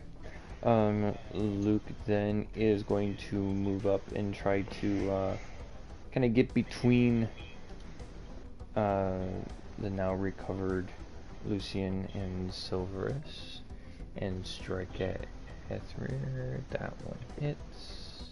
That one does not. He does 3, 4, 6, 12 points of damage.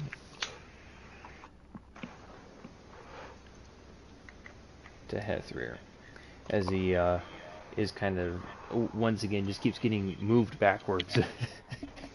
First from the force push, and now with a physical push, and he's not really feeling about this being moved in a way that he's not consenting to. Yeah, you don't like it when it's you, huh? Maybe you should keep that slime off of us. Kibo, it is your turn. I'm sleep. My turn is good. You don't make a save at all? Nope. There's no save to that at all? At all? Nope. Sleep is just out until you're affected or time runs out. Alright. So either 9 That turns. it is Hethrir's turn. He actually I want him to check something real quick. He does. You see as he kind of gets slid back and then gets slashed at by Luke. He seems to be a little bit distracted. He sees that you, Kibo, are downed. He didn't hear much of a sound, let alone see when you went down, and he's going to disengage from Luke.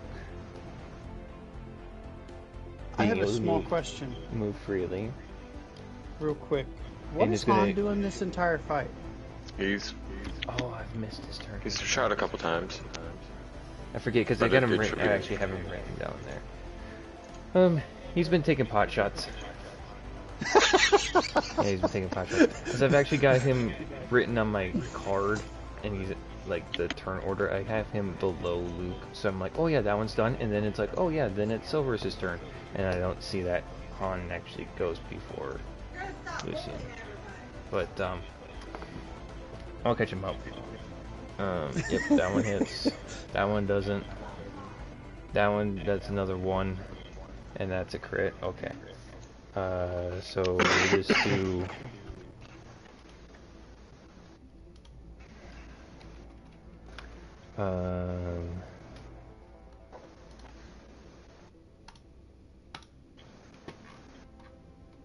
does 30 damage to him in the last couple of rounds.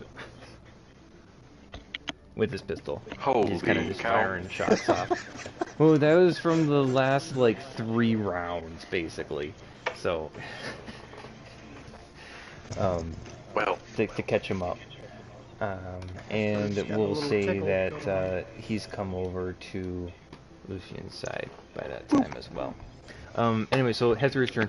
Disengages from Luke. He comes by over and he scoops up Kibo and starts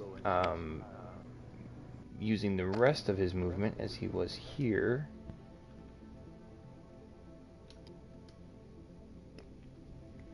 He's going to move ever closer to the platform with Kibo in tow.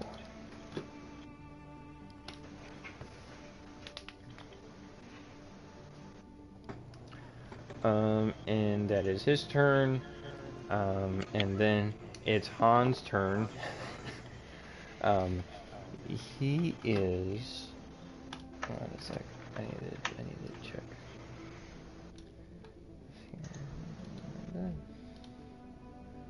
wanted to check an ability. A tech power that he has.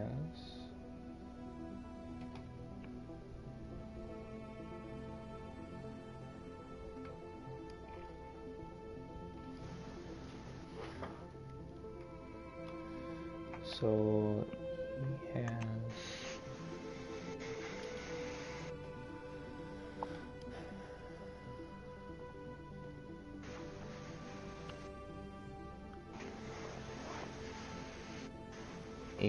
he has a flash ability with his pistol that he's able to use.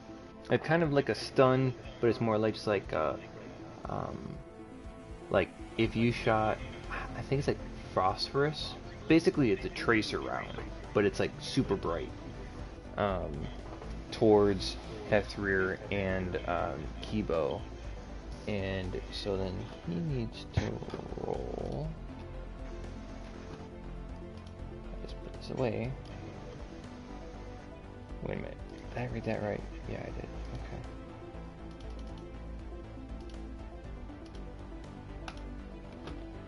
$34.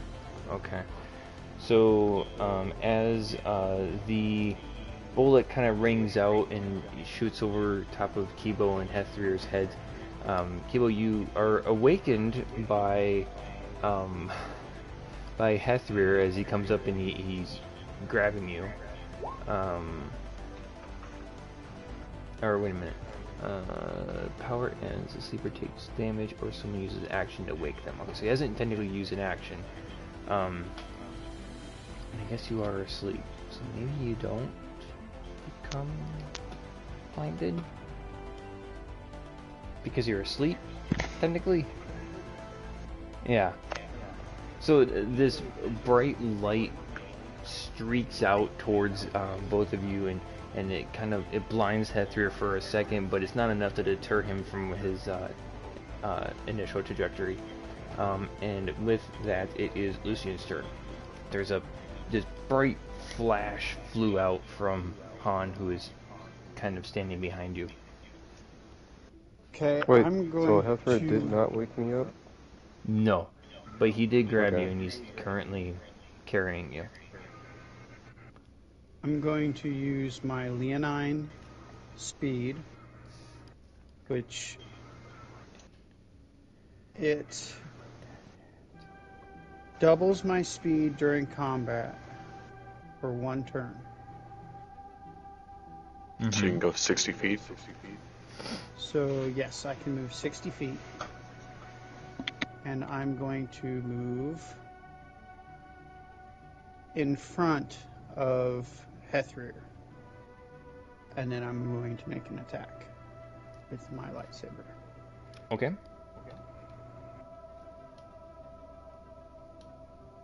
I got a 19. Okay, that hits. Go ahead and roll for damage.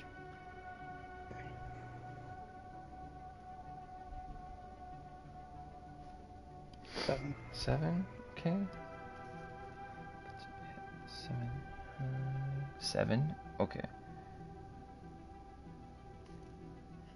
Can you put me on the other side of him? Because I want to move in front of him. Sure. You can reach that. You're kind of between him and the platform now. That platform's up about 10 or so feet. Very clear that he's trying to escape to the platform, so... Mm-hmm. Anything else you're doing on your turn?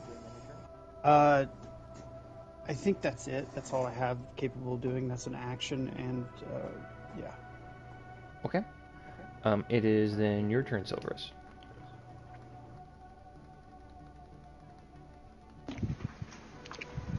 Oh, let's get a look at here. What's going on here?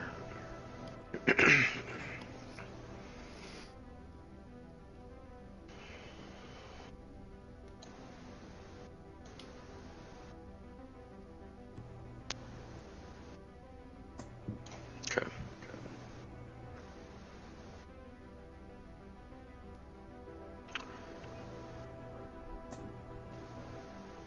I am going to move up to be shoulder to shoulder with Luke. So, Wrong pointer. Graffiti. Wrong pointer. Graffiti. Yes, How do I get rid of that again? I think I needed your help last time I did this. Oh. Did you click the paintbrush? I did. I did. I so did. There we go. There we go. You see as he pulls out this blue paint and draws where he walked. I was like, oop. Instantly knew. Alright.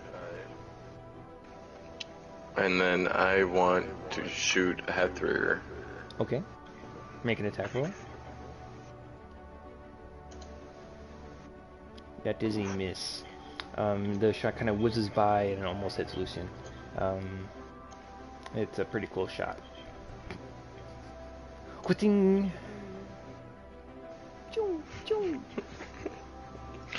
I'm not gonna do it.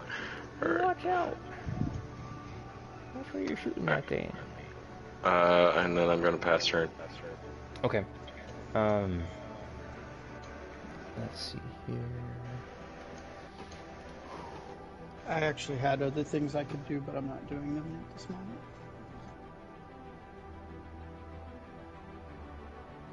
Okay. Move. You see that, actually, I'm gonna have him look too. He does notice. So you see as, Silvers kind of comes up to Luke's side and brings out another shot out towards Hethrir. Luke he looks up to the dome in the central spire. It's the whole space station is kind of this big dome, and the top of the spire there's a it's almost like the roof of a telescope. It kind of it's opened up at the top. Okay. And when Luke, his attention kind of gets grabbed up there, he looks up and he's like, "Oh, that's not good." And you see as he points out, why isn't there a picture for this? I have a picture for it. Nope, that wasn't it. Is it this one? I have the picture for it.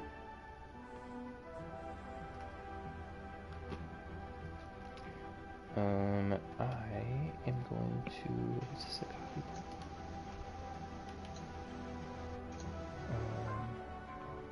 Image. Let's see.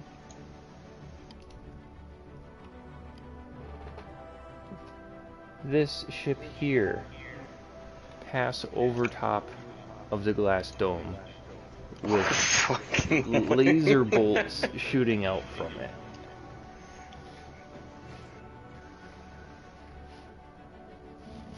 I put it in the our Discord chat.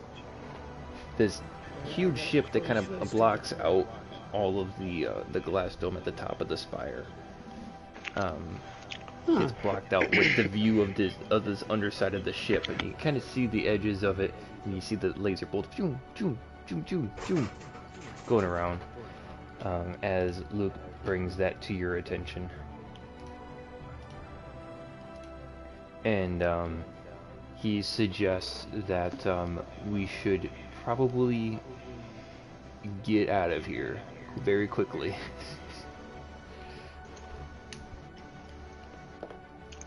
So clearly he knows who these people are. We don't.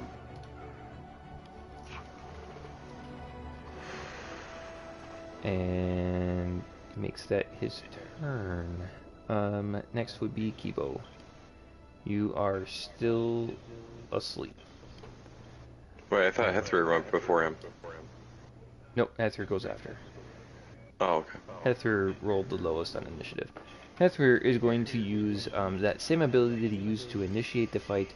He's going to use it to try to get away from it. He's going to do a force jump. And I'm going to have him make... Yeah, that just barely makes it. You see that will take this leap with Kibo in tow up onto the platform. As he does this, Lucian, I want you to make an attack of opportunity. If you have the option to do an attack of opportunity if you so wish. I'm doing it. Okay. And I'm also, after I roll damage, I'm going to do a double strike. Okay, go ahead.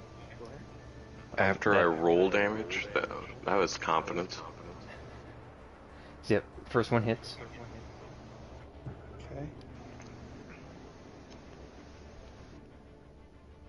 And double strike. Hold on, let me look it up. Alright. I have the page open and I read it. I believe it's another D4 of damage. Yes, I roll a D4. Yes. Hey, get all the water bottles. Yeah. It says, and deal. When you hit a creature with a weapon attack, you can roll a kinetic combat die and deal an additional damage of the same type equal to the amount rolled. Yeah. Mm-hmm. So you know that does take a force point to do. Yes, I know. Okay, gonna roll that d4. Let me roll.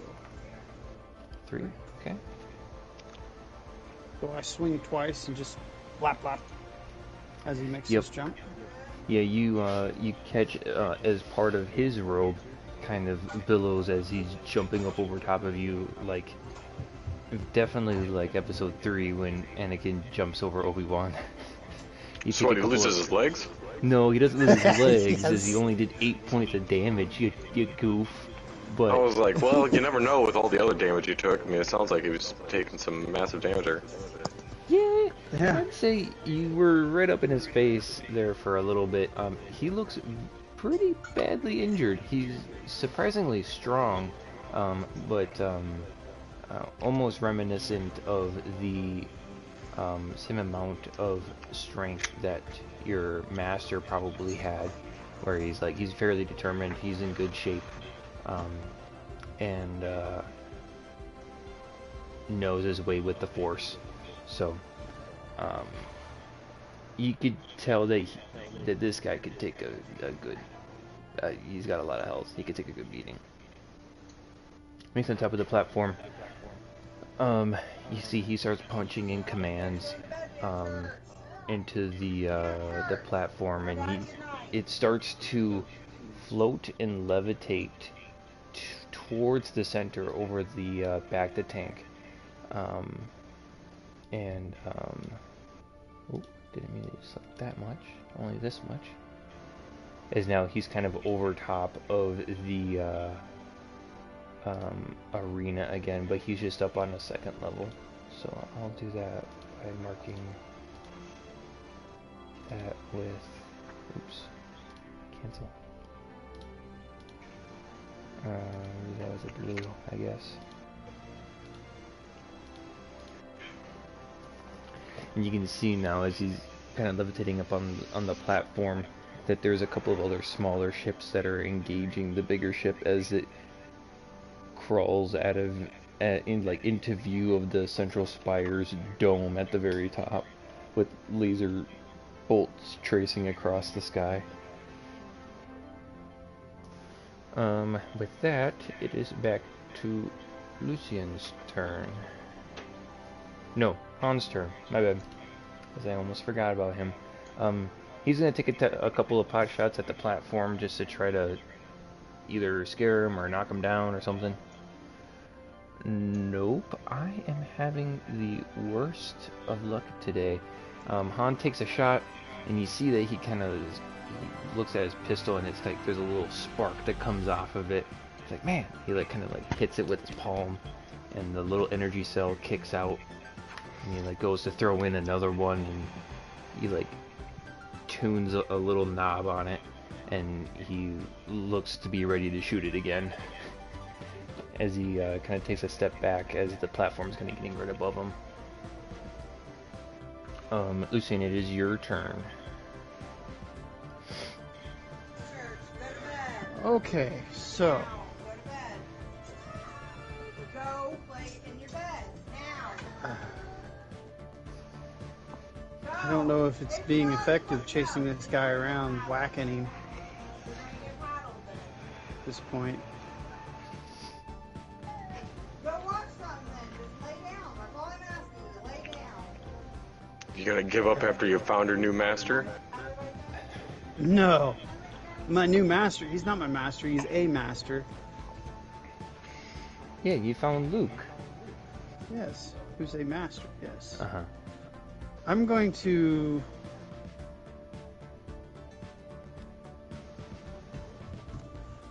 cast slow onto Hethrir. Okay. I will have him make a save. And then his thing is plus...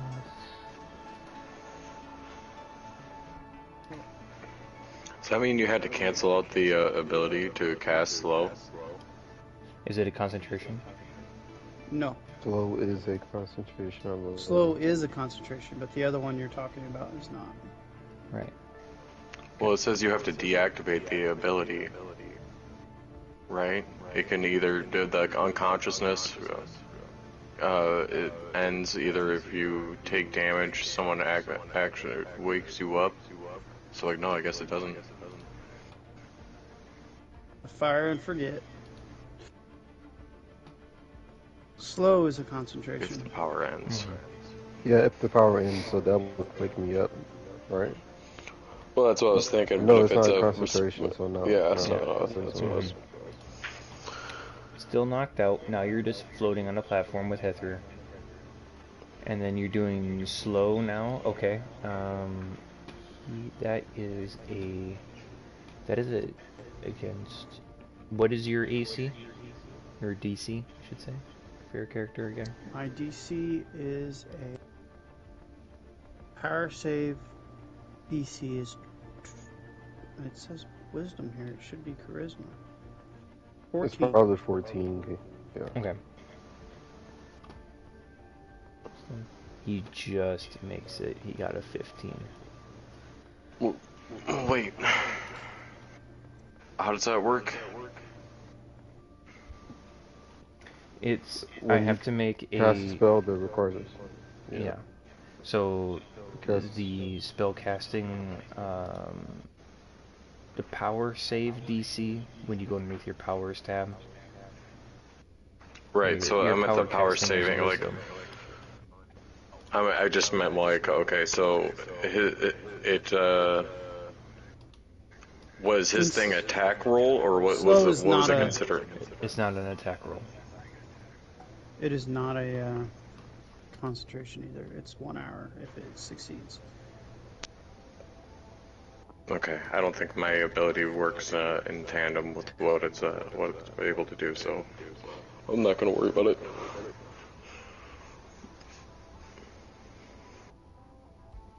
There's not a light side of the force spell. Okay. So yeah, he was able to save against that. Just barely. Silvers, it is your turn. There's a floating Hethrir and Kibo on a platform.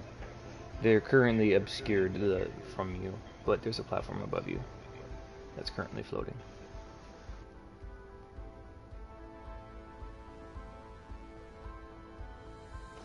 Okay.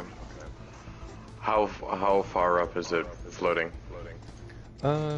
It is roughly 20 feet. When the platform left, it kind of went up at an angle, so it's moved 10 feet up in the air and over about 20 or so.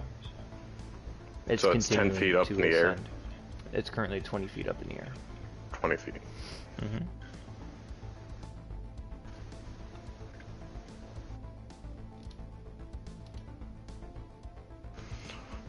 I guess I will fire off a couple of pot shots at it, which will expend my magazine after that. Go ahead and make a couple of attack rolls. Are you shooting at the platform or are you shooting at Hethrir or Kibo? They're obscured, so I'll have to fire more at the platform, I think. Okay. I mean, I could try firing at Hethrier, but again, obscurity. So I'll fire at the platform itself. Okay, go ahead and make an attack roll. You hit the platform.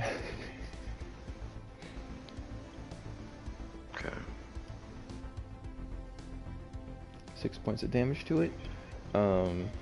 It leaves, it like shoots in through the platform, and it like embeds it. The round kind of gets stopped, like partway into it, and it messes up some of the electronics, but it continues to ascend. Okay. I think reloading is considered a main action, but I will double check real quick if you want. Why didn't I cast slow onto the platform instead of Hethrier? Well, I was wondering about that. Work like I that. didn't want.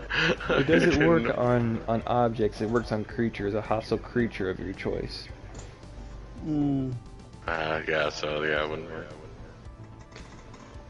I think I've got weapons. There we go.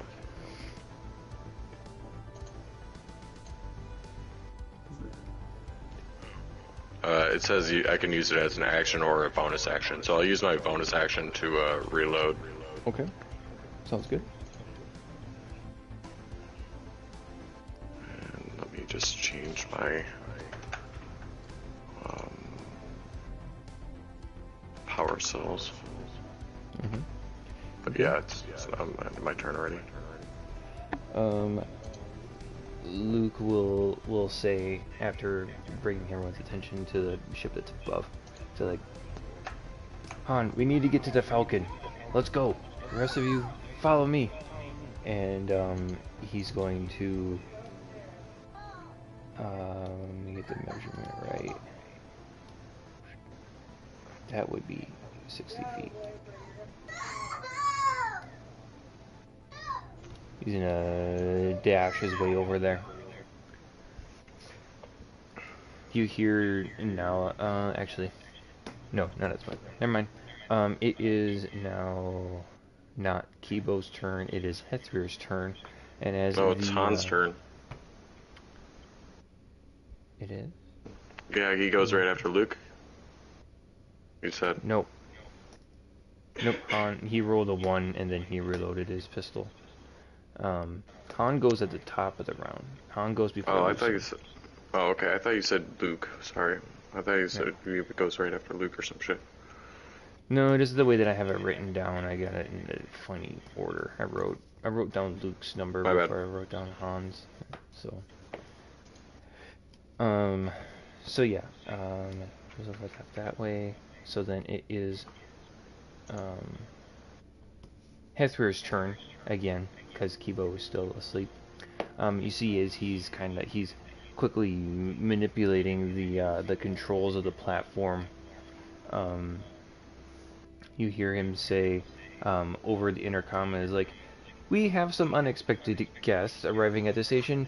For those of you that are at Asylum Station, please return to your living quarters and seek shelter. We are activating defense protocols now." And he presses a button, and you notice that the lights quickly, like, they shut off and they come back on with this red glow. Everything's kind of put down in the low power mode essentially in the arena. You're considered in like dim light. Things that you would see farther away now are obscured. For those of you that are in the arena, basically the people who were in the stands, you can kind of see more or less silhouettes as the lights now are fairly dim, but you can see exit paths. An observation: this might not affect me as much as others, since I can see in the dark. Yeah. And he will then awake. Kibo, you find yourself ascending on the platform once again. Your eyes are a little droopy. Even after your short rest nap, you are now even more rested. Been doing a lot of sleeping. Yep. In every game.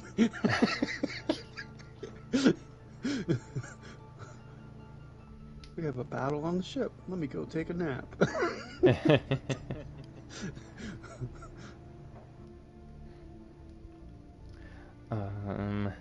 Yeah, so Heather will continue to go up. You guys are now 30 feet up in the air. I'm just calculating how many levels up you guys are with the circles. The platform isn't super fast, but it is rising steadily. It is then Han's turn. Seeing Luke start making a dash, Han then is going to leave as well, as he knows how to basically start up the Falcon. When he knows that Luke is making a break for it, that it's probably a good time for him to make a break for it too. I'm going with them. Okay. So, does this basically end combat?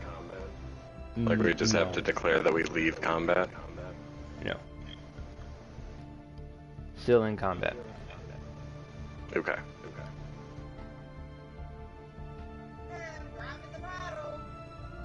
Oh. Oh. Oh, she's got the paddle. Getting the paddle. The Bringing old out switch. The old slugger.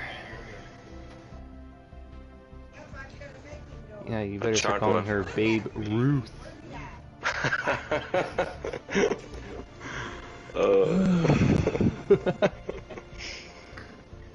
Sorry, I've had that one in my pocket for a while. I haven't said it.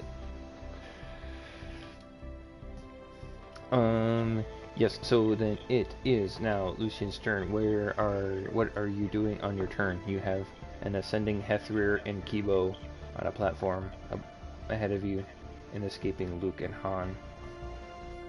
Seemingly heading towards the hangar base. Give me 1 second.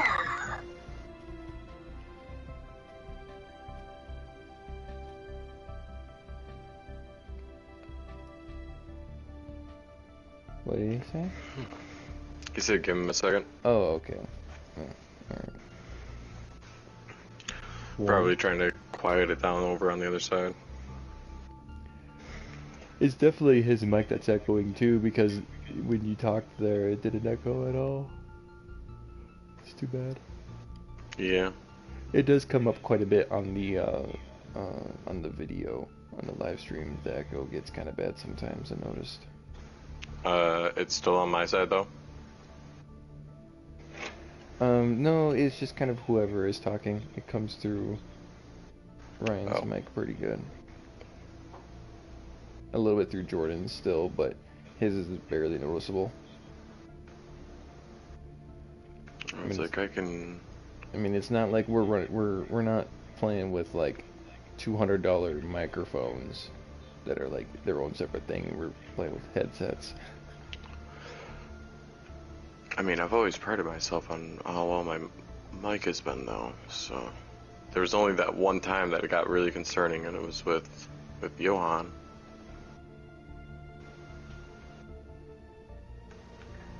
Let's see.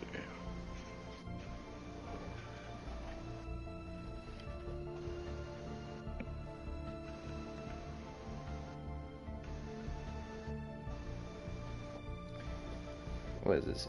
Hurricane hunters en route to investigate Debbie. How about that? Does that sound good?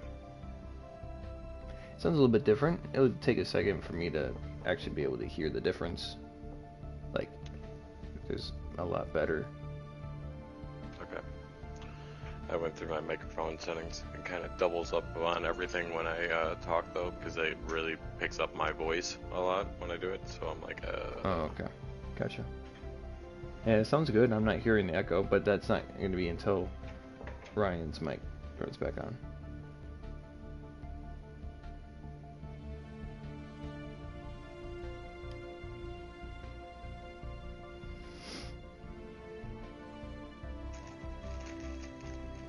Little Debbie.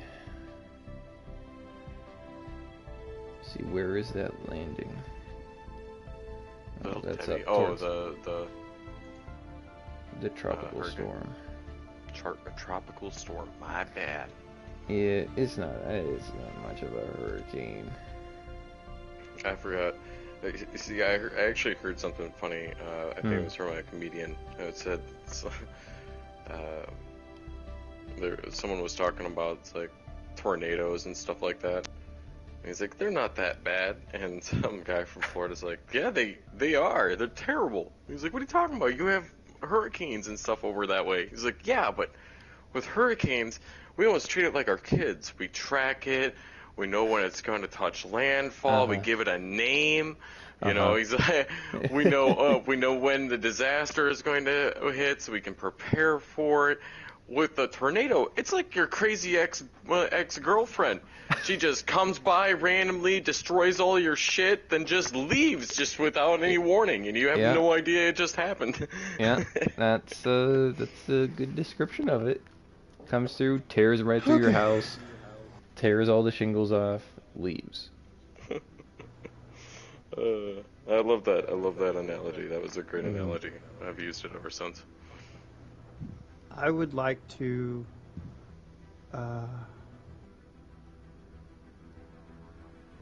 I'm just going to use a force point again, another kinetic point to where's the move?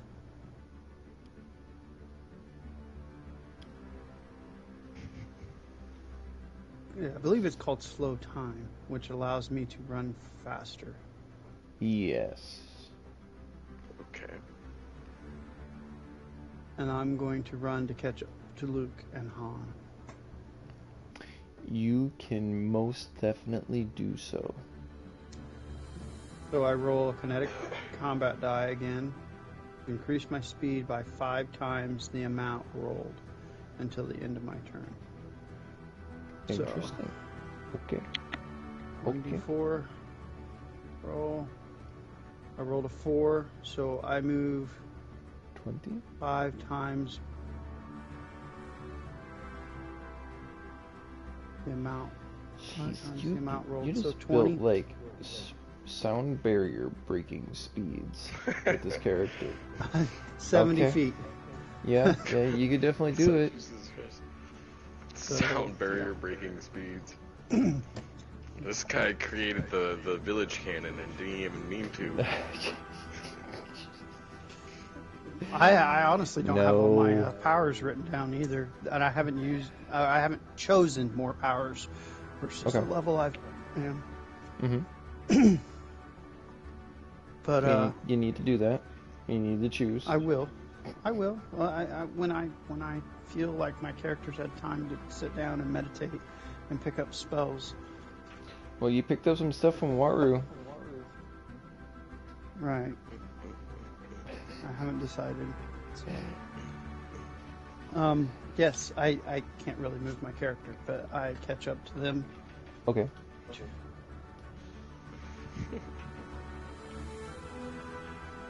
Right, 70 feet? No, 50 feet. It's just your 70, regular movement. 70. I'm gonna go 70. Okay.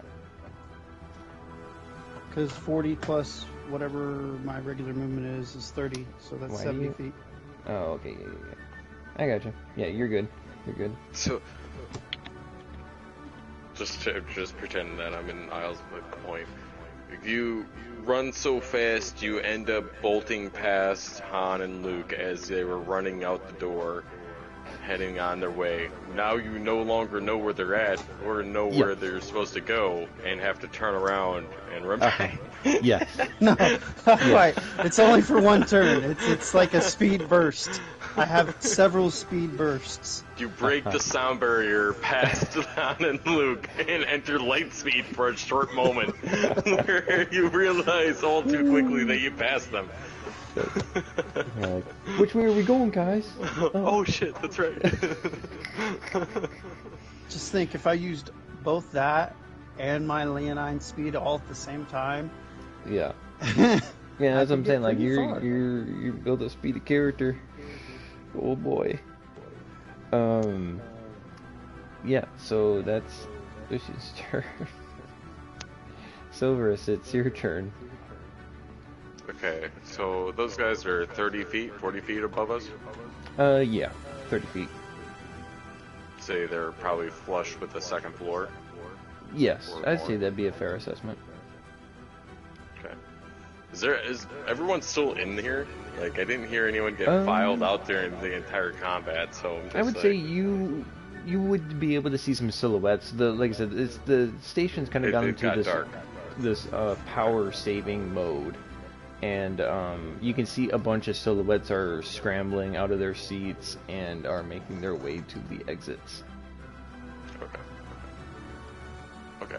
Well, then I guess I'll just follow suit and make my way out. I mean, it's Okay. gonna take me a little bit longer, I guess, than everybody else, but... That's fine. Is that all that you're doing on your turn? Yes. Okay. Kibo, it is your turn. You are awake now. Congratulations. I'm gonna lay on my back, close my eyes, and just sit there as the platform is going up. Okay. Proceeds to do what he's naturally able to do. Sleep. Heather allows the platform to continue to ascend, and you see him kind of mumble under his breath, like, oh, we almost had them. There's too many of them. And now we got these pirates. And he's going up to, there is on maybe another 20 feet up towards the top of the spire is a it would be, when the platform's not there, it's like a door that doesn't have a floor on the other side of it. Like, have you ever seen like the pictures of like doors that are on the second floor, but it's to the outside? There's no balcony or anything. That's kind of what it looks like, but it's a spot for this platform. So when he would walk out and he would descend on the platform and into the original resting location, it's kind of a dramatic entrance. That's where he's currently going to, is the door that's on the top. We'll say that as you guys leave the shrine of, or the central spire, you get a better look of what's happening outside, and you see a bunch of wide variety of shapes and sizes of ships flying, dogfighting overhead, along with the one really big ship that you guys had seen, kind of taking up the main of your guys' focus points, is this big ship kind of coming overhead. Pirates are attacking the station. Wow. They're attacking the station, exactly. You see, there's just a wide variety of little ships. There's little dogfights that are happening left and right, and Han and Luke they're just running. You see, as you're leaving the VIP section of the central spire, there's just people running every which way. They're freaking out, and they're going back to the rooms and their hotels. There's some people who are just like over on a bench. They're like crying with all of the commotion. It's just too much for them. Other ones they're kind of like, where are we supposed to go? And you see there's like shelter signs, and there's people funneling down one way and funneling down another.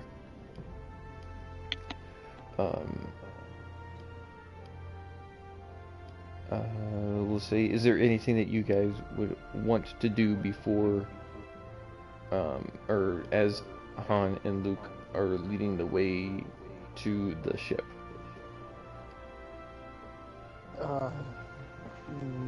No. Okay.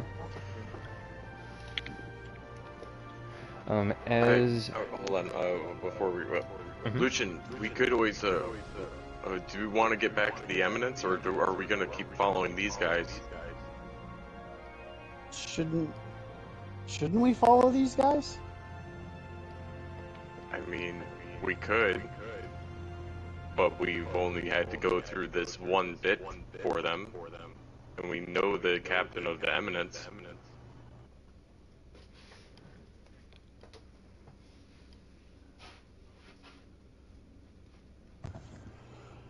I don't know. I'm my character's a bit confused now because his intent was to. Well, I can't explain his intent, but my character gets a confused look on his face. All right, fine. Let's keep going. You'll see Han turns back around and says, "There's nothing faster than my Falcon. I got better weapons than whatever eminence that you guys have." Sometimes it's not all about speed. Well, it's a good thing she's got a little bit more tricks than just fancy loops, huh? And he starts, booking it even faster down these kind of open streets in this That really dome sounds area. like something you would say.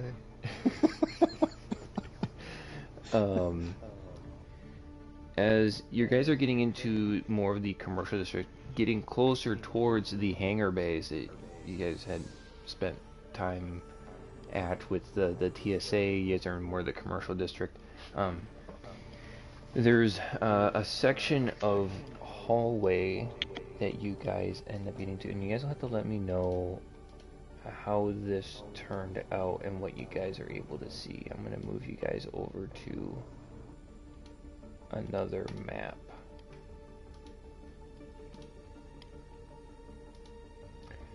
What do you I guys currently see what I assume is an alley or a streetway with two burning pits, and then there's on the outline of what would be the alleyway, there's only about half a block of darkness on the top, and about a full block at the bottom.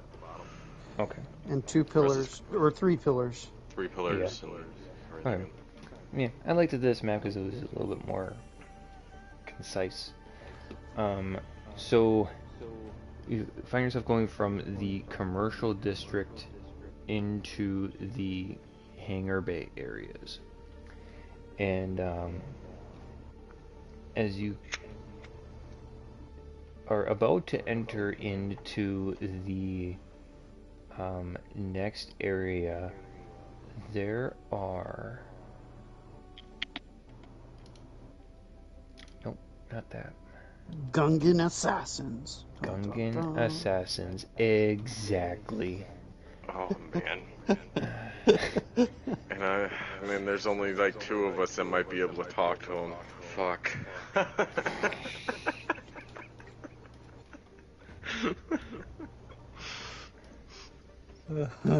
They work for Darth Jar Jar.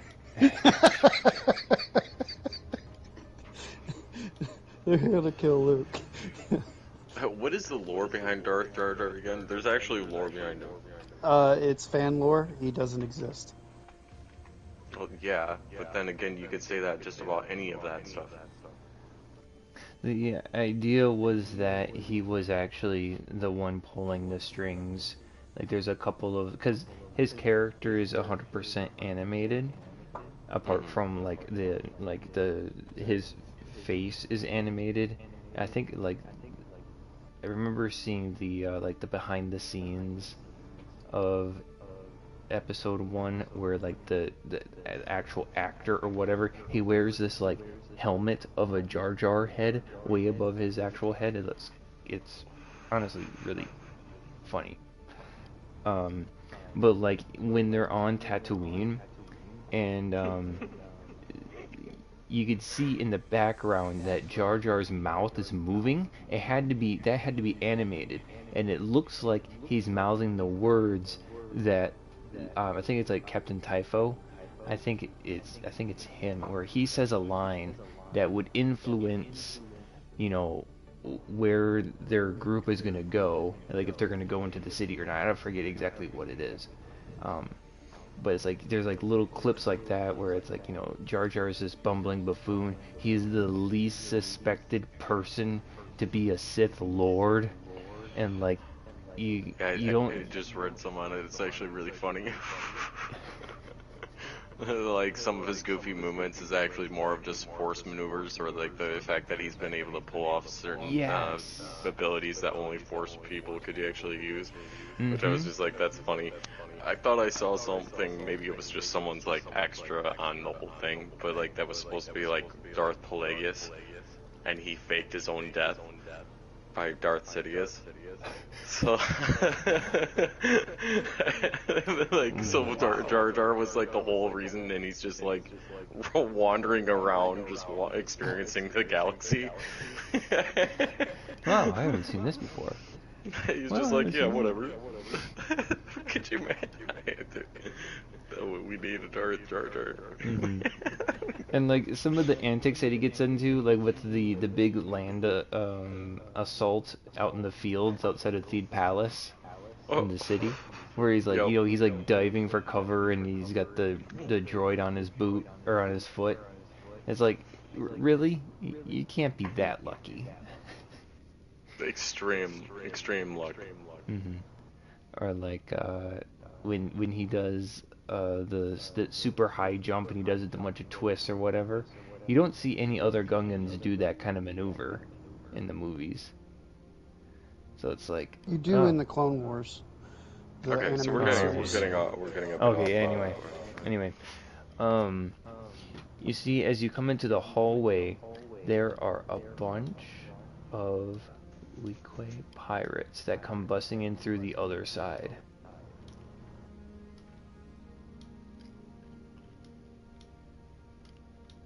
Five of them. I don't know if you can see that one or not. Put that one up. I can't see them at all yet. Oh. I might have to refresh them. Yeah, I see them. Yeah, I'm just gonna refresh real quick. And by refresh, I mean load the entire page, because it never actually refreshes for me.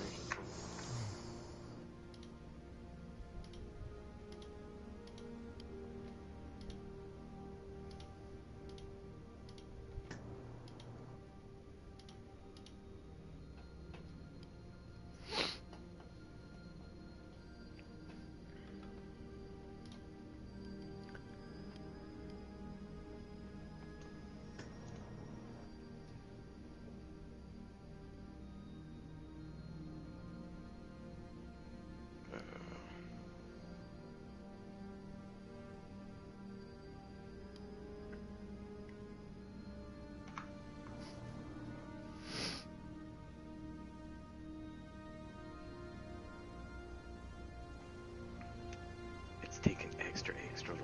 But anyway, continue on. You see we see five Weequay pirates. Yes, that are armed in similar garb as that you had on the Eminence, and you see that some of them have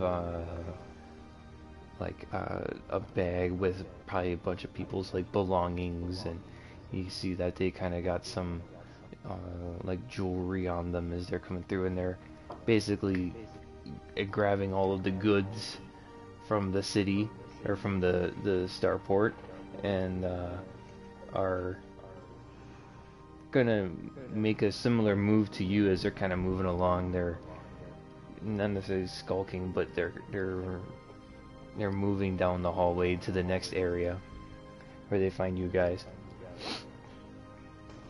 And he says, "Hey, that one looks like the one that the boss warned us about. Hey, you," and he like pulls out his pistol and is like, "You know who we're talking about." You guys kind of come to a halt at the other end of the hallway. The light's still fairly dim.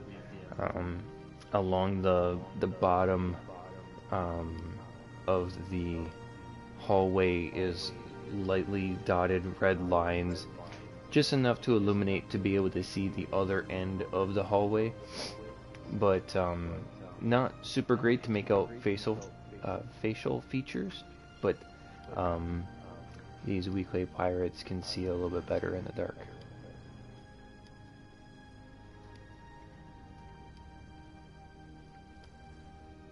So that's what I want to do. Okay, yeah, never mind. Okay, yeah, you can do that. Sleep.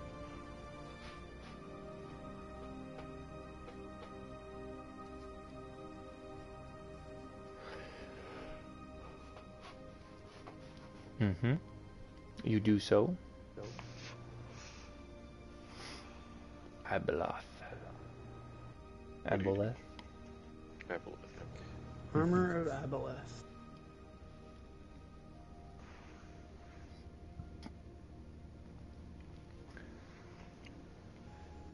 Is there anything that you want to do, Zach? I'm going to run up to this pillar and take cover. Okay. And then, with my new, freshly reloaded gun, I'm going to take a shot at the orange one. Okay. Go ahead and make an attack roll, please.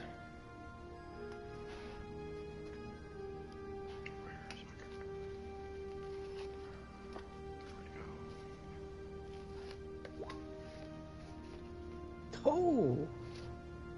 She bangs, she bangs. That is... nope, that's the wrong card. Where did that card end up at? Oh. I got it over here. That's why it's not in that stack.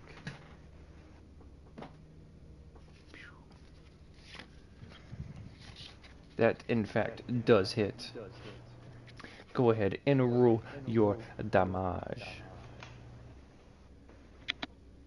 Okay, 1 second. I was trying to get some water, but I'll come back real quick.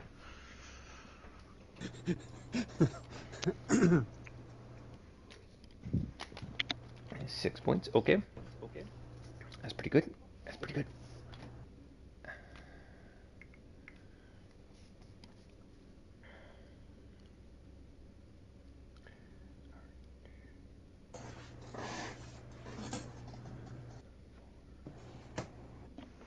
And then I will pass turn.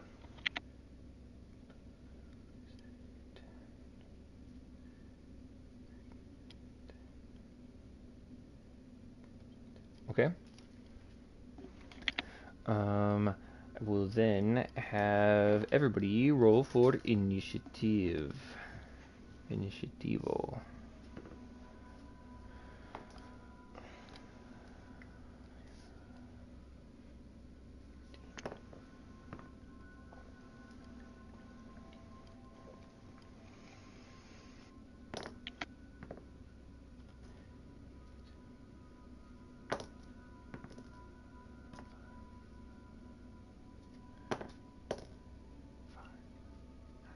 Roll it again. Oh, that's better. Okay. Oh. And then... Or actually, you know, if we wanted to, as opposed to having to set it all up again, we could just use the initiative turn order that we had last time. Unless if you guys wanted to change it up. It's your choice. You're the GM. We'll just say for the interest of time, we'll stick with the same initiative order. Okay.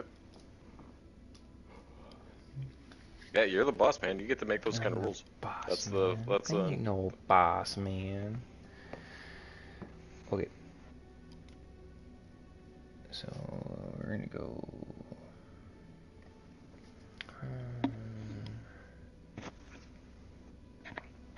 I feel like we can make a shirt about GM, like BDSM, but you know, we make it towards Dungeons and Dragons.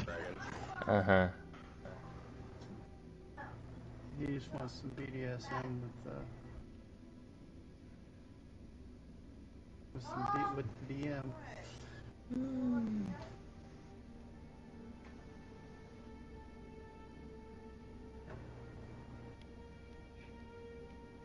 There you go, Ryan. might be into BDSM, but I'm into DMGM.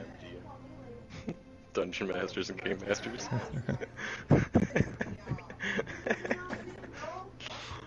We could do better. The double dungeon master. There we go. Okay. Alright. Go with Han is up next, and he's going to, with his freshly reloaded Okay, do pistol. something about it. Oh, I need to roll this one. Let's see, it hits. It does hit. And he does. Yeah. You see from Han with his, pistol, it kind of sparked earlier in the earlier confrontation that happened just several minutes ago.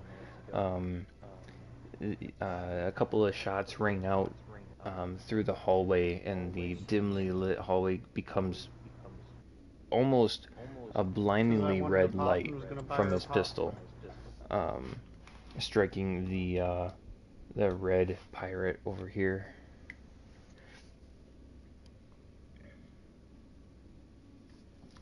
And then, Lucian, it is your turn. Okay. I am going. Shoot. A way to get down the hallway quickly. Pretty sure I'm burnt. Well. How do we remove the turn order from the side over there? You can click and drag it. Otherwise, there's also an X button if you want to remove it from your screen. I don't have an X button. Oh. So, my last turn, I spent a turn doing nothing. I didn't move. So, to be able to use my Leonine agility, double your speed during combat can't be used again until one turn is spent at 0 movement. Yep. So, I'm going to double my speed. Okay. To get down this corridor at these, I can't remember what they're called. Weequay? Pirates. Leequay. For some reason, Weequay sounds Leequay to me. But yes, I'm going to go get to these pirates. Wait a minute. Did I not? I didn't roll for an initiative. Nope, no, we kept don't the need same to. We're initiative. sticking with the same. Okay. Gotcha.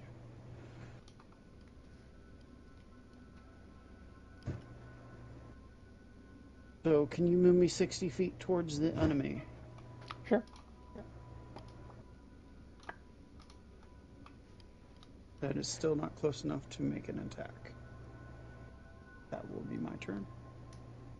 Okay. Okay. Next will be Silverus. It is your turn. Okay.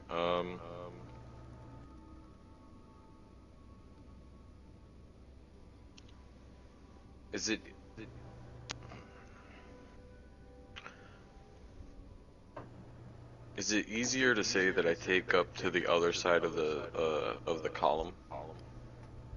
So like now I'm pointing out towards or like I'm peering out towards the red and the blue.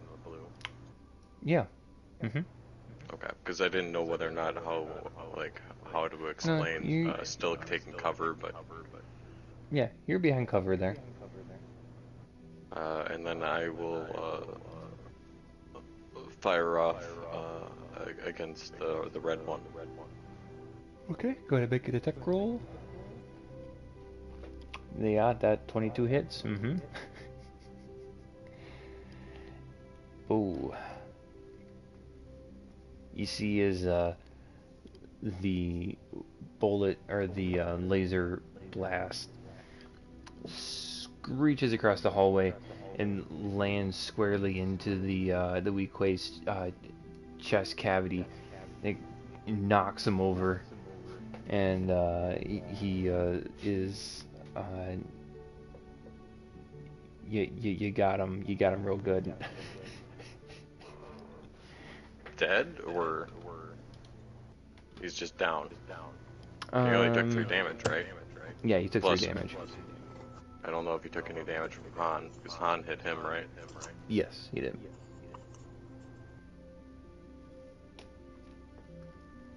Anything else you're going to do on your turn?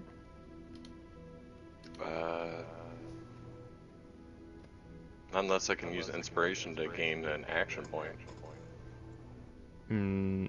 No, that gives you... I didn't think so. The ability to reroll, or advantage, right? Okay, cool. Yeah. Yeah, no, I'm gonna pass with that. Okay, gotcha. It is then the pirate that has been riddled with bullet holes. It's his turn. He is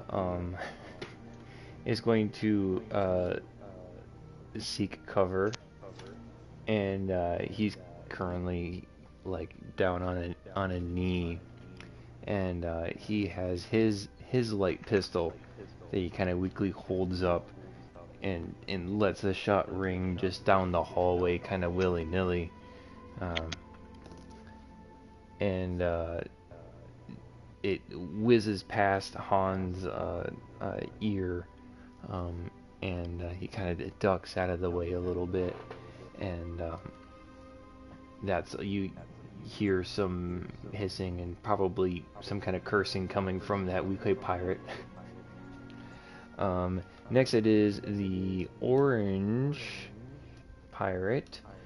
He's going to pull out his vibro dagger and gonna lash out at Lucian there. That is a 17 and a 12 to hit.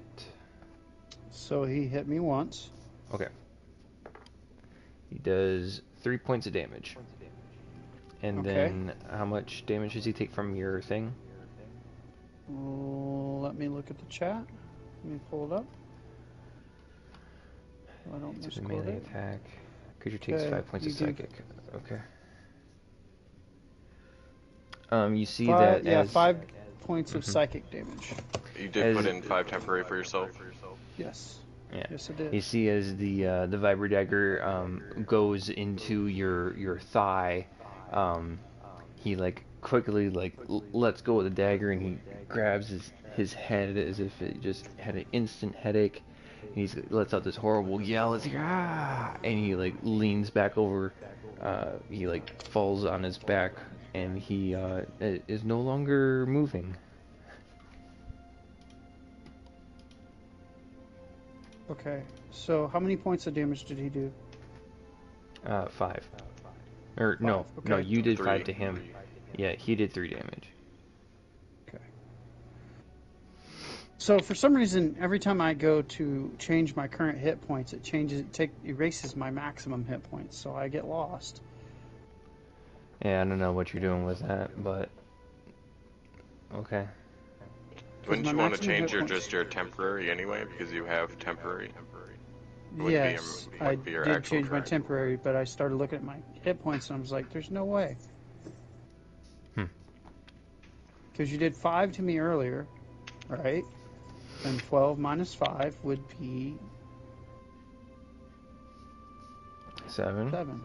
Your health should be more than 12, so. Well, I'm level 2.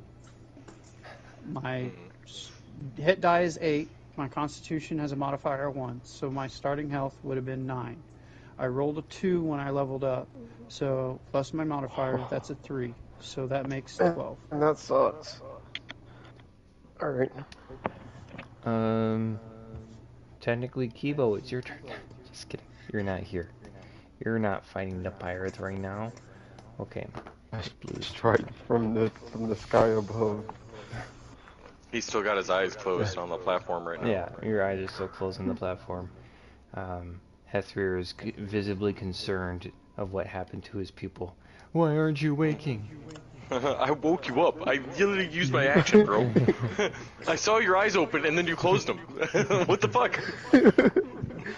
I just waved my hand, The like, red one is the one that's down, not the orange. Nope, the orange one died. What? Orange one died. Oh, Red okay. one's still alive. Oh. Yeah, he hit me I'm and- imagining the wrong ones here. Okay, Yeah. okay. Yeah. So next it is the blue pirate's turn. He's going to let a couple of shots ring out back towards the people down the hallway. Ooh, that's that's 2 10s. That misses. More streaks of light clash behind you in the corridor as they ring against the door panel and the light fixtures that are back behind you. The purple guy, he's gonna come up and up beside you here, Lucian, and take a couple swings at you, but with advantage because he has an ally flanked with you. So who's the ally flanked 13 with me? and 11, so does a 13 hit again? You have a 14, right? No, and I have a 16. Okay, so that first one misses. Okay. And another 13. So he takes a couple of quick jabs at you with his knife, and not finding any luck, he just kind of looks to, like, maybe try to move you or something like that if you were to try to swing at him. Then the green pirate is gonna take a shot at you, Lucian. Then that is an 18 to hit. That one should hit. It did. That is 2 points of damage. The free hit points are gone. Okay. But it doesn't take effect because it's not a melee. It is then Han's turn. He's gonna slink up along the side of the hallway here and try to get a bit of a clearer shot of the purple pirate I can only down imagine there. how cool this is on my computer. Man, keep rolling really low with my die tonight. Okay. A shot rings out down the hallway. The bright flashing lights from Han's pistol, and they collide with the back of the hallway. Lucian, it's your turn. I'm going to attack the purple guy with my lightsaber. Okay. You see the once dark hallway is now brightly illuminated around Lucian with the lightsaber. Yeah, a blue hue everywhere. With the red backdrop. Foreshadowing. Dun dun dun. Just getting a spiral spinning, even though I hit my sword. I don't know what that means or why it's doing that. What? What is going on? Spiral spinning. Like, I'm assuming that's okay, the loading screen. in the bottom left-hand corner, a die will appear, alright, and then it usually rolls up, and the left-hand, it's purple, and right now it's just spinning like, I don't know, did anything hit the chat? Yeah, No, just now. I didn't see it. Okay. I didn't see it yet, but there It it says is. I rolled a 7. Huh. Clearly a That 7 misses. when I hit. Yes. That is my turn. Okay. Silverus, it is your turn.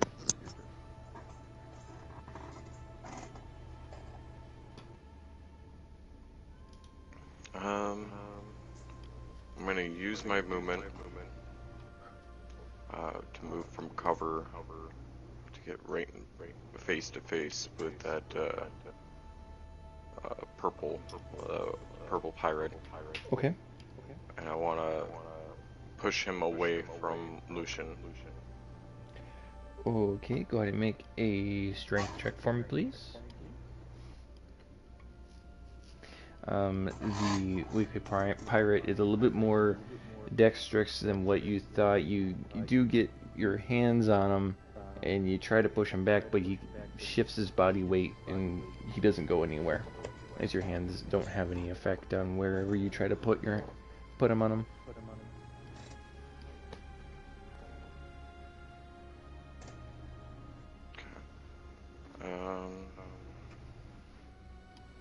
All this fighting with partially deactivated weapons. Yeah, right. I can only imagine all the things you could do. I'm only actually fighting at half combat strength right now, by the way.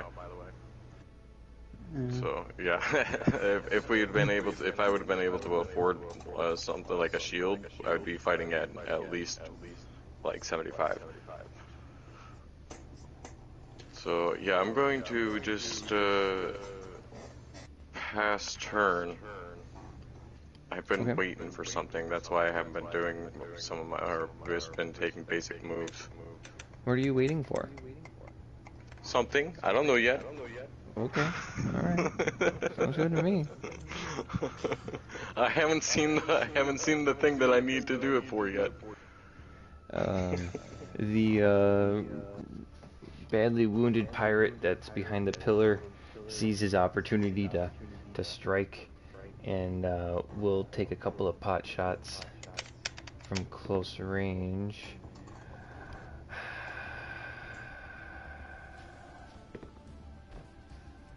There we go. Okay. A 15. Does a 15 hit you, Lucian? No. I'm having some pretty bad rolls. Okay, a couple of shots ring out, miss. They hit one of one of the lights that's in the corner, and the glass kind of goes everywhere. The first shot rings out, goes past, hits Silveris behind him. What's a 15 do to you, asshole? Missed so badly.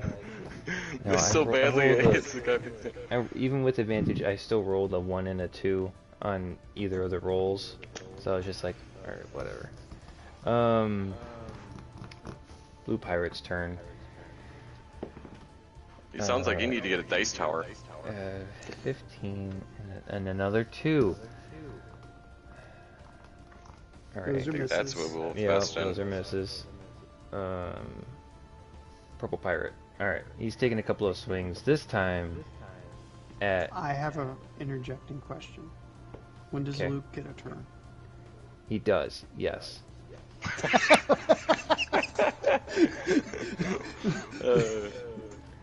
It's actually right around now, actually.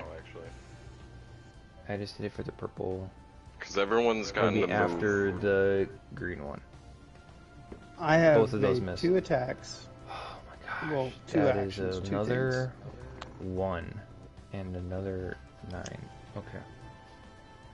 So yeah, we'll say it's Luke's turn. We'll have him get some low rolls. I've rolled so like the last like 10 rolls I've done with my D20. They've been either like you haven't even moved. Like a 1, a 2, or a 3, and like the last like 10 rolls, it's been crazy. Okay. Careful yeah, not I'm to gonna anger have, the gods, Lucian. I got 30 feet to here. Okay.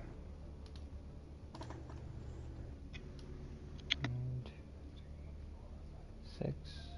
1, 2, 3. And then he still has. Pull up the character sheet again. Oh yeah, I don't even have to. Yeah, I don't have to worry about that too much. He has.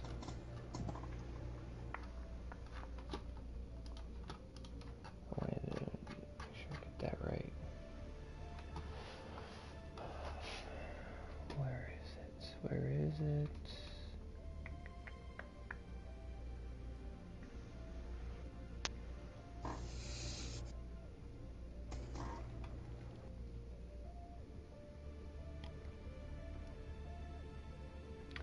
Yeah, there. Oh, it's going to be S.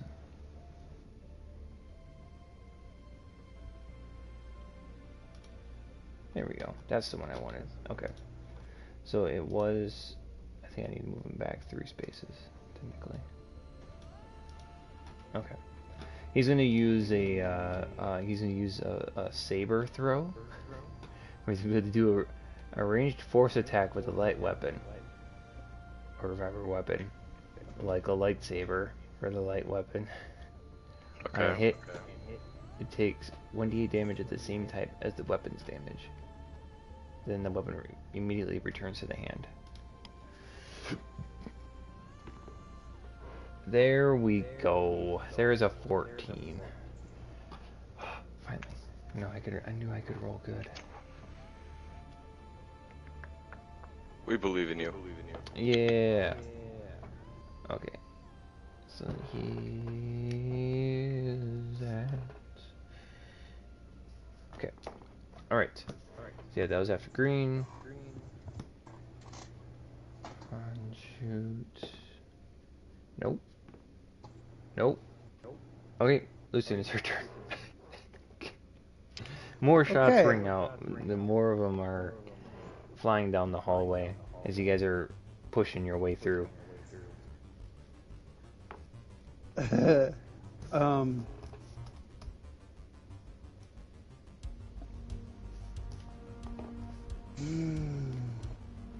am going to just make another attack. That's what I'm going to do. Alright, make an attack roll. Would you please? On who? On the purple guy. Okay. And he's flanking, so do I have advantage because he's flanked? Yes. Okay, I'm going to roll with advantage. Okay, you definitely hit. Gonna roll damage. Okay. Sorry, between rolling an attack and rolling damage, I have to flip between two pages, so give me a sec. 5. Okay, and hold on that, because I might as well at this point. I'm going to use my ability Defiant, which allows me to have them roll an additional d4 on their attack roll. But they already hit. They don't. Oh, I they thought don't this was need for to- damage. Sorry. Yeah, it's all good. So yeah, if they would have missed, you could use the Defiant, sorry, hit and it then again. you have the chance of getting. It's kind of like a guidance, Okay. but just in. Makes more sense. I was thinking that it could be, when it said attack roll like that, it meant like as in for damage, and not for like how you were gonna try and push over the AC of AC of something. Mm-hmm. Yeah, you're good. You're all good. It is in fact your turn now, so. Okay.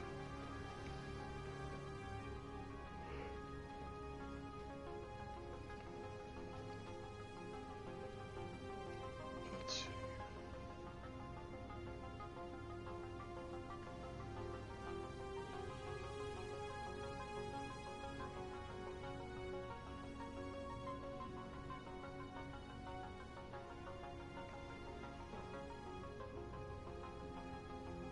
I mean, he's being flanked. Does that mean that he still gives an attack of opportunity? If you move away, he would have attack of opportunity on you. He'll be able to use his reaction, yes. Okay. Then I think what I should do is pull out my vibro dagger and take a swing with that. Okay, go ahead and roll an attack. Okay. You could use your Defiant. Usable on allied creatures I can see and understand you. Oh yeah, then maybe not. It doesn't say that you could target yourself with it. Yeah, let me double check that. I usually copy and paste that stuff, so I'll make sure.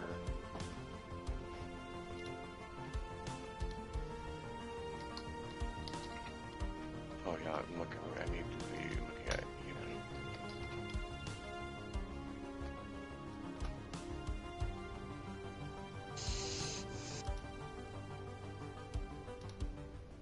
When you or a creature you can see. You or a creature you can see? Yeah. Okay, then you can add your D4 if you want to use it. I mean, I would suggest it.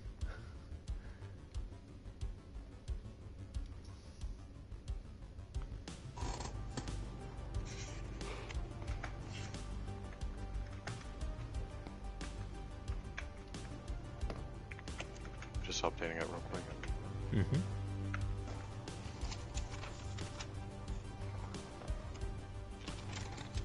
Okay. Yeah, I will roll for that.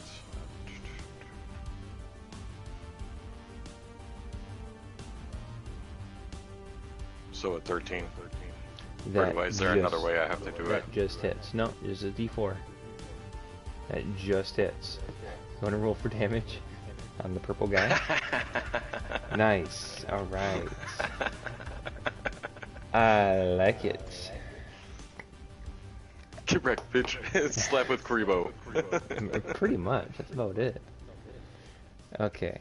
Next is Red Pirate. He is going to use action and disengage and move out. He's gonna crawl his way back towards the door and try to get out of there.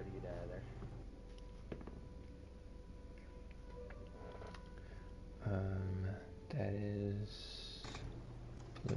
That does not fit. And that does not hit. Purple? Nope. Yeah, there we go. 16 to hit on you, Silverus. He's gonna take a couple. That's it. He's gonna take a couple of swings at you. One of them lands and it kind of slashes across your shirt or your combat suit, and it doesn't do a ton of damage, but it does 2 damage to you. In kind of retaliation, like, oh, you scratch me, I'll scratch you back. Ah, you son of a bitch. Suspect. Luke then is going to move up onto the blue pirate and miss. Or actually, no, that one was it. That one was definitely not a miss because that one was a crit. Okay. So.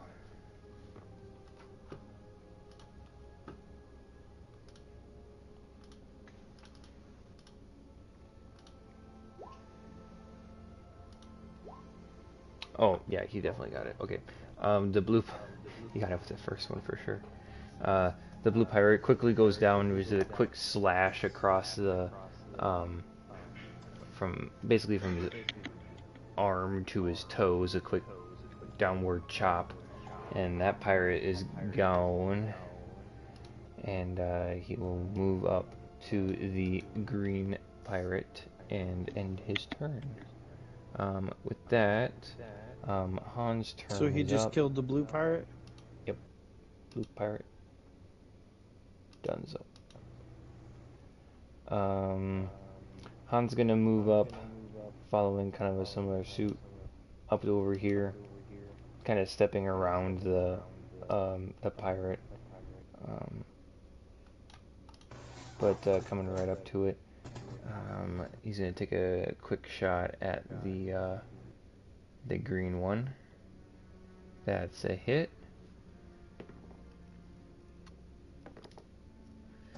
Does 5 points of damage to him. Or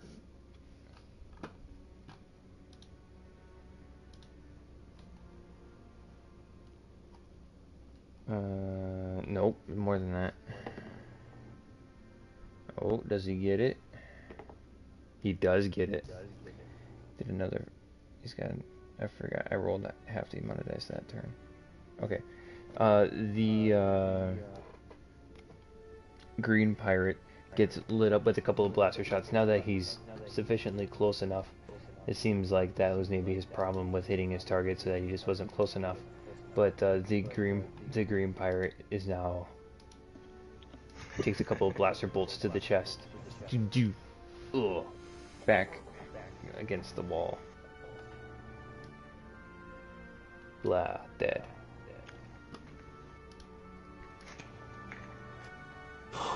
When we get done with this session, I need help adding some things to my character sheet. No.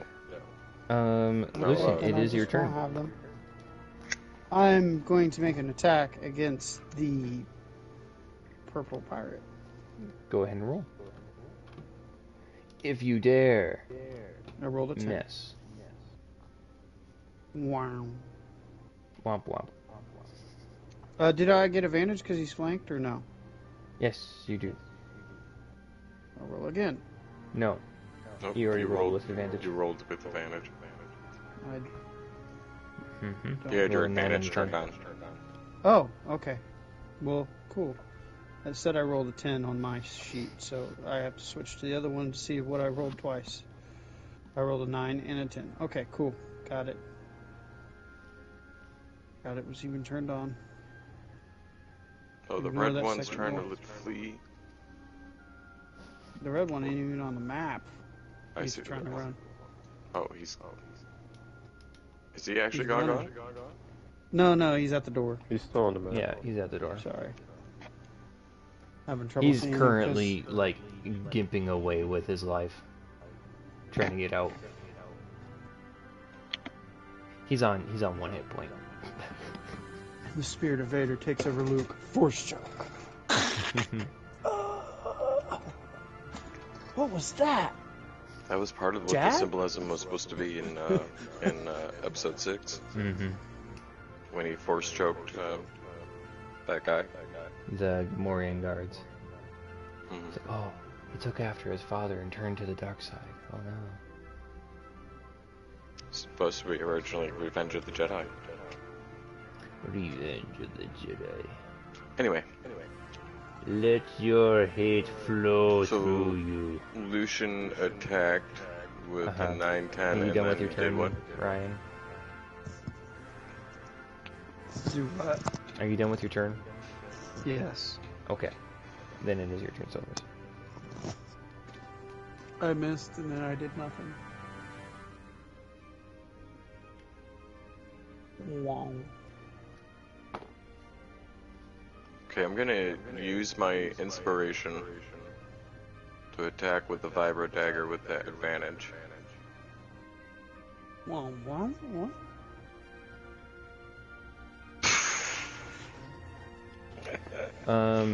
You miss. I missed twice. Mm-hmm. Dude, 7s, what is this? If I was playing that Yu-Gi-Oh card, that would be awesome. Ah. You see that he's actually pretty badly injured as well. He does a similar move that the captain did back on the Eminence in session 1. He takes the jewels that he's got with him in his pouch and he throws them in Lucian's face. But as opposed to sand, it's all of these like necklaces and golden rings and that kind of expensive jewelry. Just throws them in your face and tries to get away. Can I, try to sidestep out of the way of this, or... do I just take jewelry to the face? No, he got a natural 20 under the distraction. So there's one of the gold earrings pokes you in the eye and really gets you distracted, and he runs for the door. Oh, wait a minute. That distraction must work on me. I'm just gonna, yeah. I'm so baffled. Holy crap, that he stabbed him in the eye that I don't even, that the distraction works on me too. And I'm just like, holy crap, are you alright?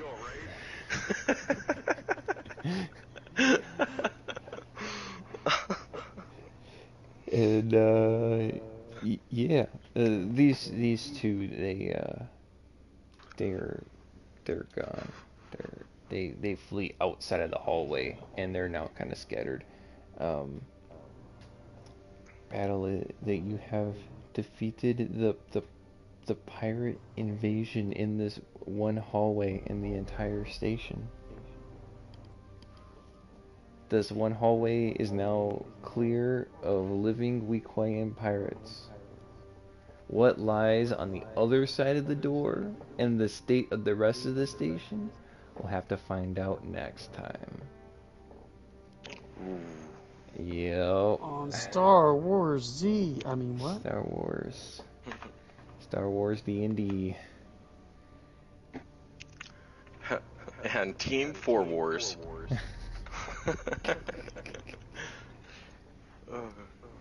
Okay, so let's see here. If we were to go back to trying to find which one's a good one to go with. So there were 5 pirates that you guys had bested, either killed or forced them to flee, each of them. So you can split up between the two of you 125 XP.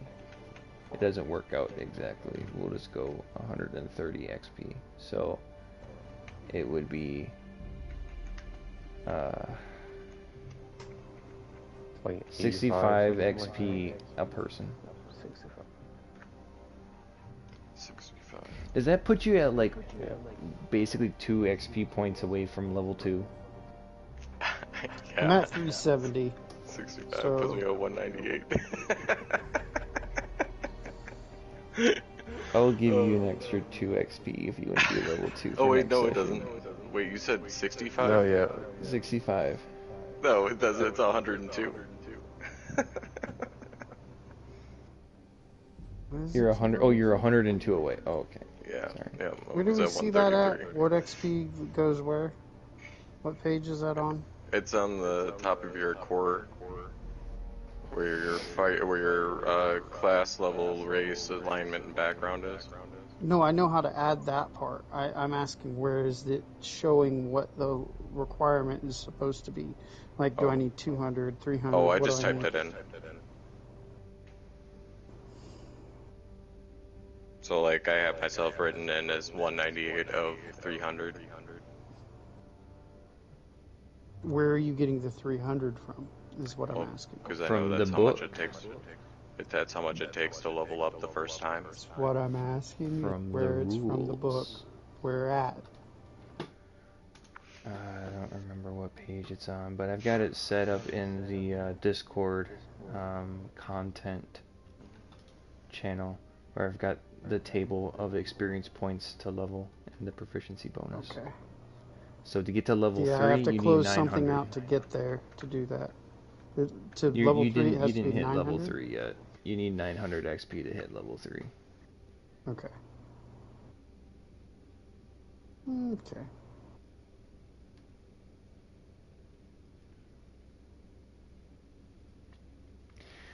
So next session, the plan is, and I'm not gonna, it's not really too much of a spoiler, but the plan is to do at least beginning of space combat.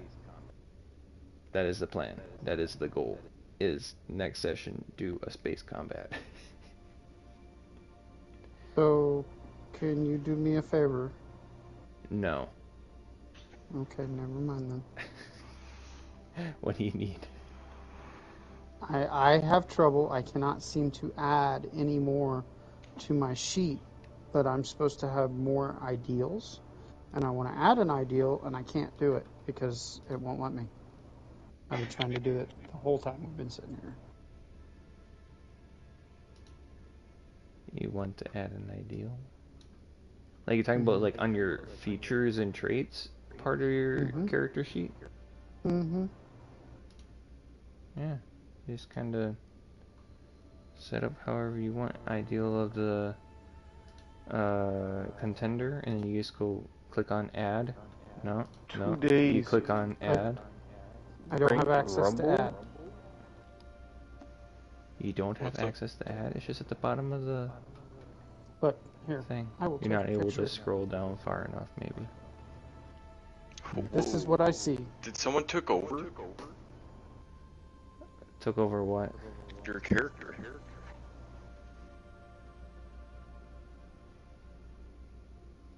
Who don't use DNZ's Fourth Reich. Yeah, somebody joined in and they are playing as somebody, I guess. They played as you. It must be. Right. I don't know. You could join in as any of the. Oh, you can? I thought you could only join the player controlled ones. No, you can join in as any of them.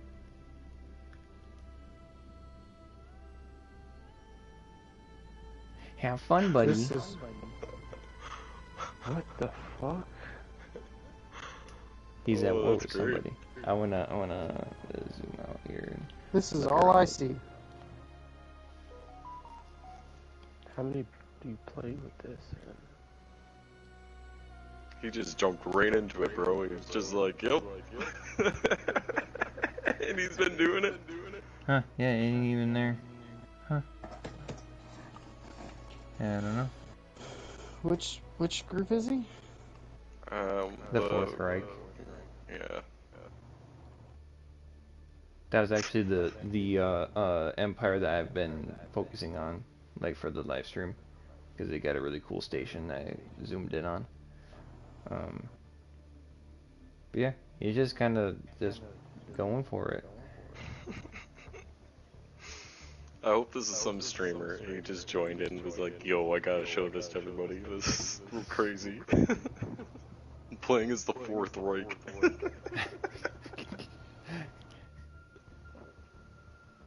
And not even in control of it. Well, we have advantage of that. He doesn't. He doesn't know the game's history. He doesn't know that that same group has been making the Fallen Empire mad every other turn and getting the Panaxian Hive destroyed. He also doesn't know that Luke Skywalker showed up and... Yeah. He's currently chopping them down.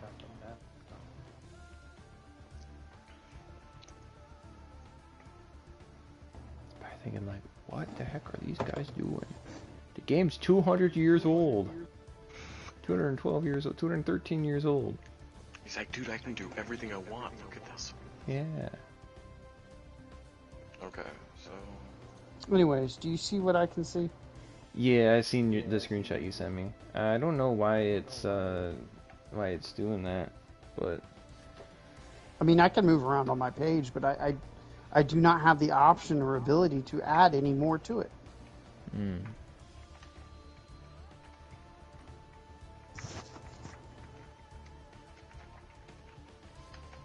Yeah, I don't know why. Let's see if no, quit touching it. Okay. I'm just trying to find things. What ideal are you wanting to add in there? Ideal of the fighter. Okay. And what does it say? Let me pull it up. Oh. You could I rip had it it right up. off my sheet. Yeah. Could rip it right off my sheet. Okay. Yeah, so I also have that idea.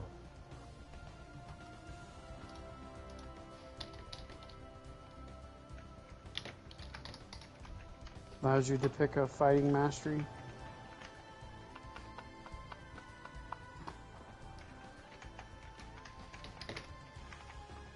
If you have ideal of the fire, it should be not a I see mastery, those but classes. fighting style.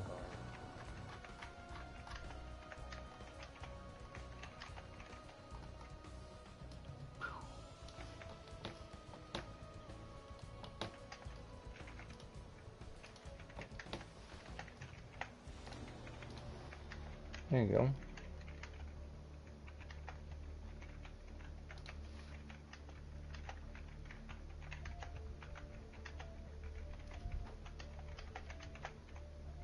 Okay, fighting styles. Well, Additionally, as a bonus action, you can manifest this ideal in a brief surge of energy. For the next minute, you know the fighting mastery that corresponds with the fighting style you choose for this feature.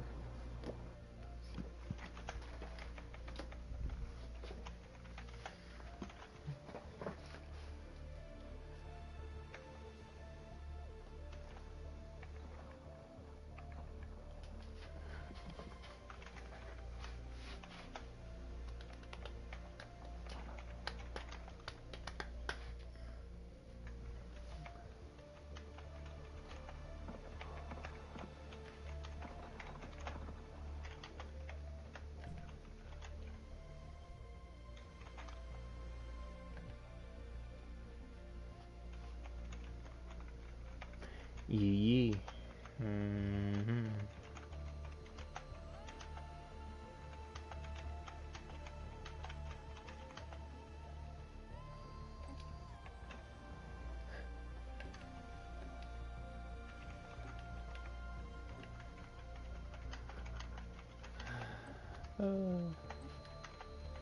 Dude must be having just a heyday. Oh, he got titans.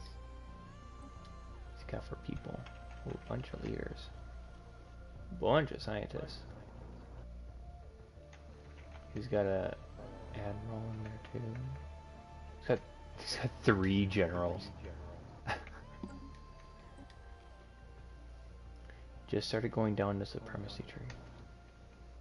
Capped out on energy credits, minerals, food, influence almost.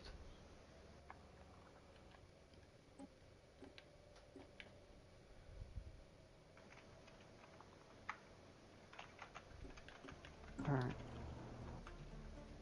Close, close, close, close, close.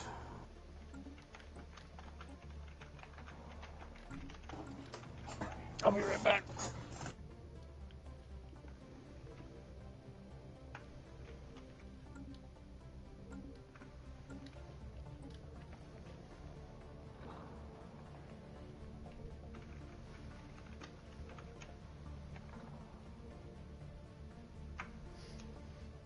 He's currently at war with 3 other empires, but they're all pathetic. He chose the, well, second strongest one is, I think this one is the Fallen Empire. Yeah, that was a Fallen Empire.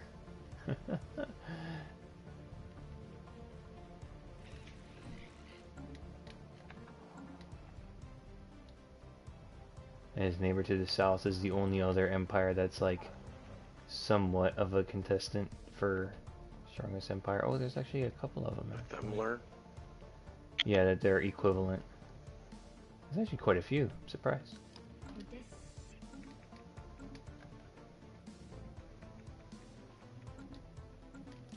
And then it's like, who's gonna win the victory? Who's got the most points right now?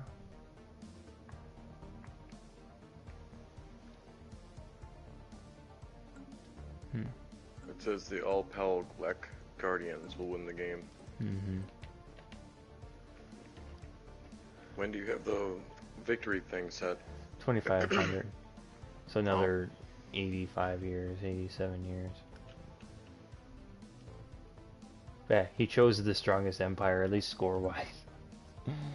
I'm surprised he didn't set it to be like super crazy long science time, super crazy long no, years. I didn't.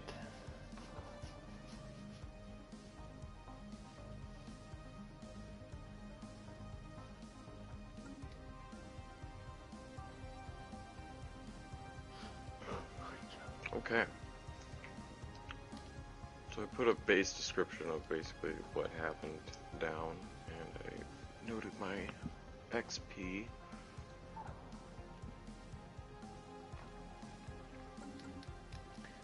Alright, well, I'm gonna ruin this guy's day, and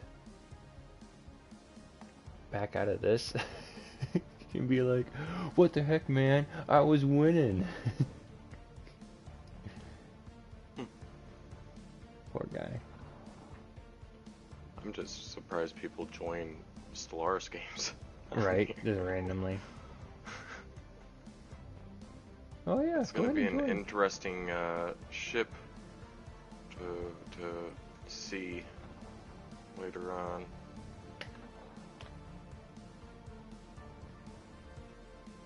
How is it? What's that?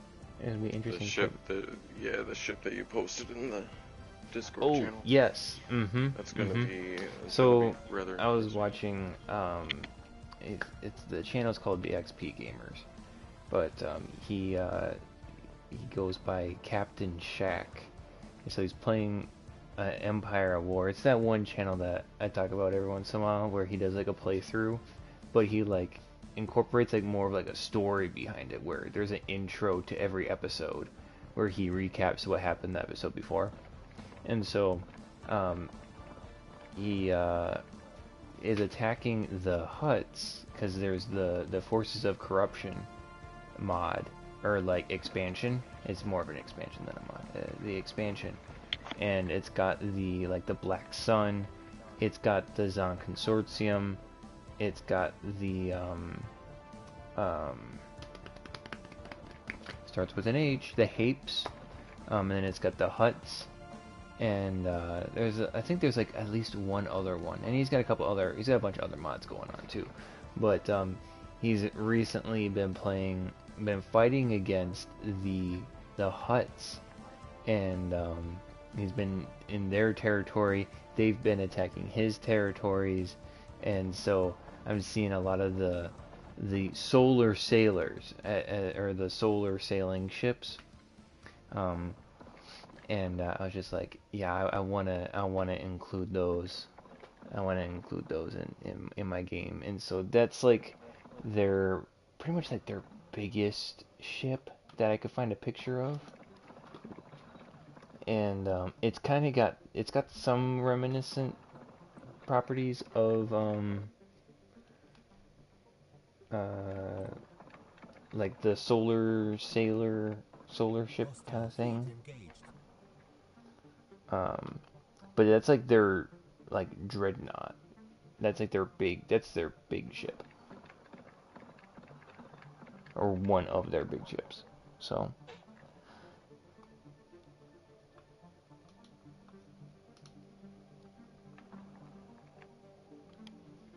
powerful battleship.